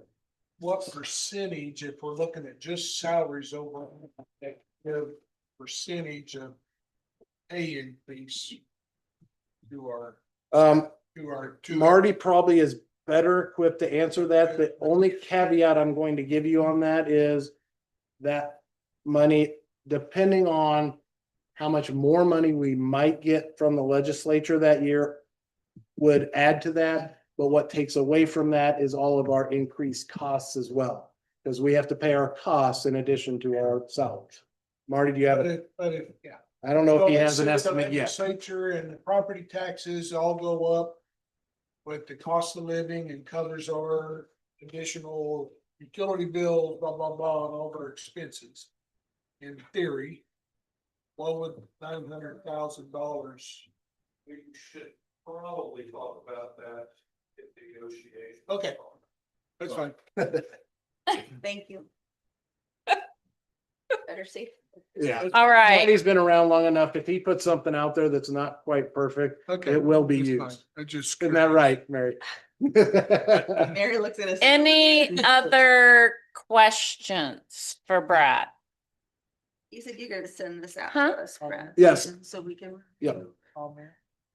Comments, discussion, questions? Well, I Kyle. just would say this, what a list, Brad. Mhm. I mean, Okay, Kyle, work go. went in here. Thank you. Just to echo on, I want to thank Brad, and I know all you sitting over here and probably a lot of people who aren't here tonight who putting hard work into this. Cause this is not easy to do, but it's something we need to do. Yes. And even though this looks like a lot of money, it's probably not enough. We're not done yet, I don't think. I'm talking, not for you guys, for myself. We got to start looking at places other than this, which is probably, are we doing all the right things? Do we have the right amount of people? I mean, it's going to be an ongoing process that we need to keep looking at because, counting on the state to give us more money than the cost of living is probably not going to happen either. So. And the challenge is we do keep getting In the- asked to do more stuff. Sure, the state and fed both, but government money is not gonna go up a lot. No. If you look on the right side of total savings, the total savings for, the total savings for fiscal year 26 is less than 1% of our budget.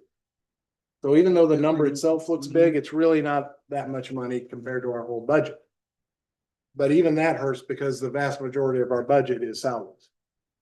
If you look at the number for fiscal year 27, I think it's about 1.2% of our budget.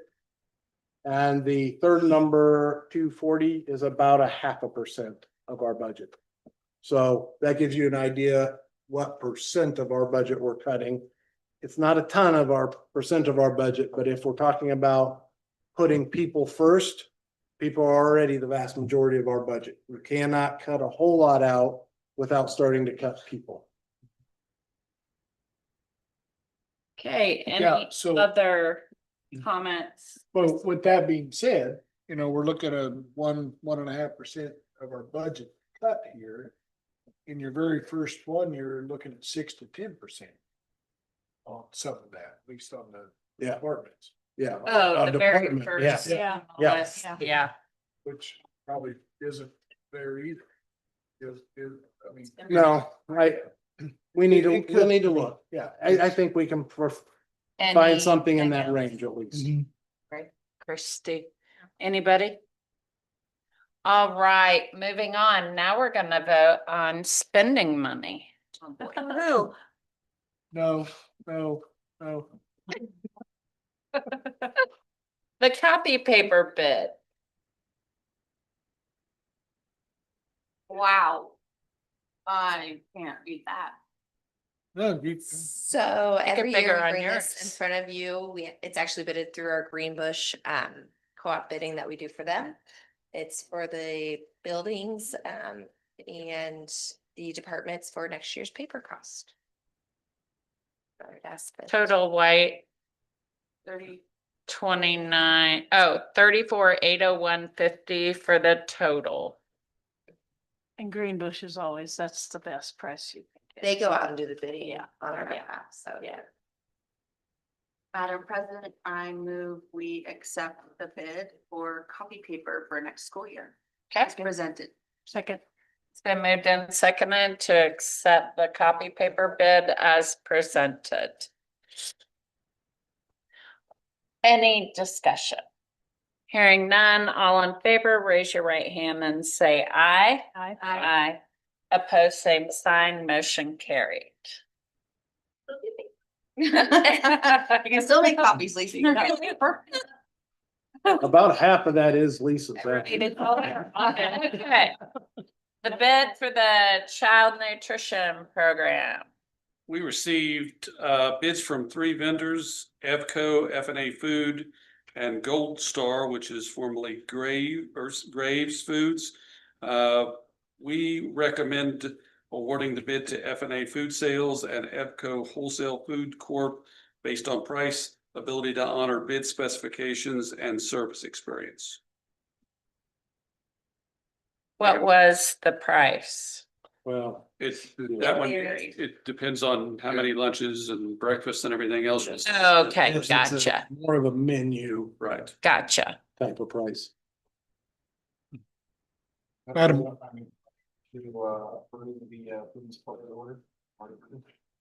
Second. It's been moved and seconded to approve the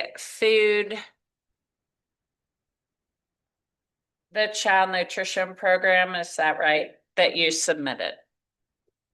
Any discussion? Hearing none, all in favor say aye and raise your hand. Aye. Opposed, same sign. Motion carried. Are you on this one I am. too? I am up again. Storm line repair bid. You remember, we talked last month about our architects thinking that if we replace a storm line that runs under the building right now that is leaking, that it will help with our issues at the middle school. We have 2 bids, one from Kendall Construction and one from Cindy. And you'll notice that there's a rather significant difference, and we would recommend to go with Kendall Construction. Madam President? Yes. Oh. To approve the bid from Kendall Construction as presented. Okay. It's been moved and seconded to approve the bid for the storm line repair from Kendall Construction as presented. Discussion. Madam President, Yes, Kyle. just quick question. Is this something that wrong or bad construction 10 years ago, or do we go down that path and we're SOL? I think there are people that would probably consider that possibility. I think that. Could not have said that. You should be a I don't think politician. that's Marty. I don't think that's an irresponsible consideration. I think that there are several vendors that would argue that they did not play any part in anything that didn't go as planned. How was that for, In other words. as a member of the legislature, how was that? That was good. So this is the next thing So- to try. This is To the try next, to the alleviate- next step Is in it that in process, in hopes to mitigate water grouping underneath the building, causing the heaving, and later it will also cause the constriction once it's gone. But our chances of getting somebody else to help pay for this is probably over. We have. Not without explored it. litigation. Yeah, We true. have explored. Not that. without what, Brett? Litigation. Small claims court? Yeah, maybe a little bigger than that. Judge Judy here. Here we go. Okay, thank you. Okay, all in favor, raise your hand and say aye. Aye. Aye. Opposed, same sign. Motion carried. Okay, Megan. It's Megan. I'm here. All right, I am here on behalf of Jeff and myself to seek your approval on the AUA and loan agreements proposed for next year. Reminder, the main difference here is within the device loan agreement, some updates there regarding fee changes. So can we approve all of these together, Absolutely. Megan? Okay, Make a motion to approve the AUAs as presented. Second. Loan agreement. Been loan agreement. moved and seconded to approve the employee student device loan agreement. AUA as presented. Any discussion? Hearing none. All in favor, say aye and raise your hand. Aye. Aye. Opposed, same sign. Motion carried. Okay. Workplace math. Yes, so presented this last month. This is the proposed curriculum to go with the new workplace math course that was added this year with the program planning guide. Madam President, I move to accept the invoice, bid for Workplace Math Essentials curriculum as presented. Second. It's been moved and seconded to approve the workplace math essentials as presented. Any discussion? Hearing none, all in favor, raise your hand and say aye. Aye. Opposed, same sign. Motion carried. Fastbridge. It's here to seek your approval to adopt Fastbridge as our assessment for pre-K through sixth grade. Madam President, I move to accept the bid for Fast Bridge as presented. Second. It's been moved and moved and seconded to approve the Fastbridge proposal as presented. Any discussion? Hearing none, all in favor, raise your left hand and say aye. Aye. Gotcha, Chris. Okay, Marty. The final action. Yes. Final action on a non-renewal of a teacher's contract for next year. Okay. Require a reading of the Okay, document. and I will read it, not you. Sure. Okay, final action on the non-renewal of a teacher's contract. Whereas on the 14th day of April 2025, the Board of Education of USD 345 Shawnee County, Kansas, by resolution duly adopted, took action to notify Lisa Spurlock on the board's intent to non-renew her contract as a teacher for the 25-26 school year. And whereas the clerk of the Board of Education gave written notice to Lisa Spurlock on the 15th day of April 2025 that it was the intent of the Board of Education to non-renew her contract for the 25-26 school year. Sorry. And whereas after extensive consideration and thorough discussion, the board has determined the matter should be resolved as follows. Now therefore be it resolved by the Board of Education of the Unified School District number 345, Shawnee County, Kansas, Section 1, that the contract of Lisa Spurlock be non-renewed for 25-26 school year. Section 2. I keep thinking I'm gonna sneeze. That the clerk of the Board of Education give personally or by US mail Lisa Spurlock a signed copy of this resolution adopted by the Board of Education of Unified School District number 345, Shawnee County, Kansas, the 12th day of May 2025. That needs to be a roll call. Ideally, it is a roll call. Yes. So we need a motion. Yes. Madam President, Yes. I make a motion that we adopt final action on a non-renewal of a teacher's contract. It's been moved and seconded that we adopt the final action on the non-renewal of a teacher's contract. Candace, would you like to take the votes? Michelle Fadell, Yes. Christy Weiler. Yes. Al Martin, Yes. Chris Travis, Yes. Donna McGinty, Yes. Braden Warner, Yes. Diana Brody. Yes.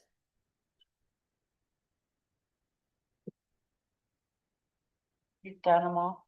Motion carried. Sorry. Motion carried.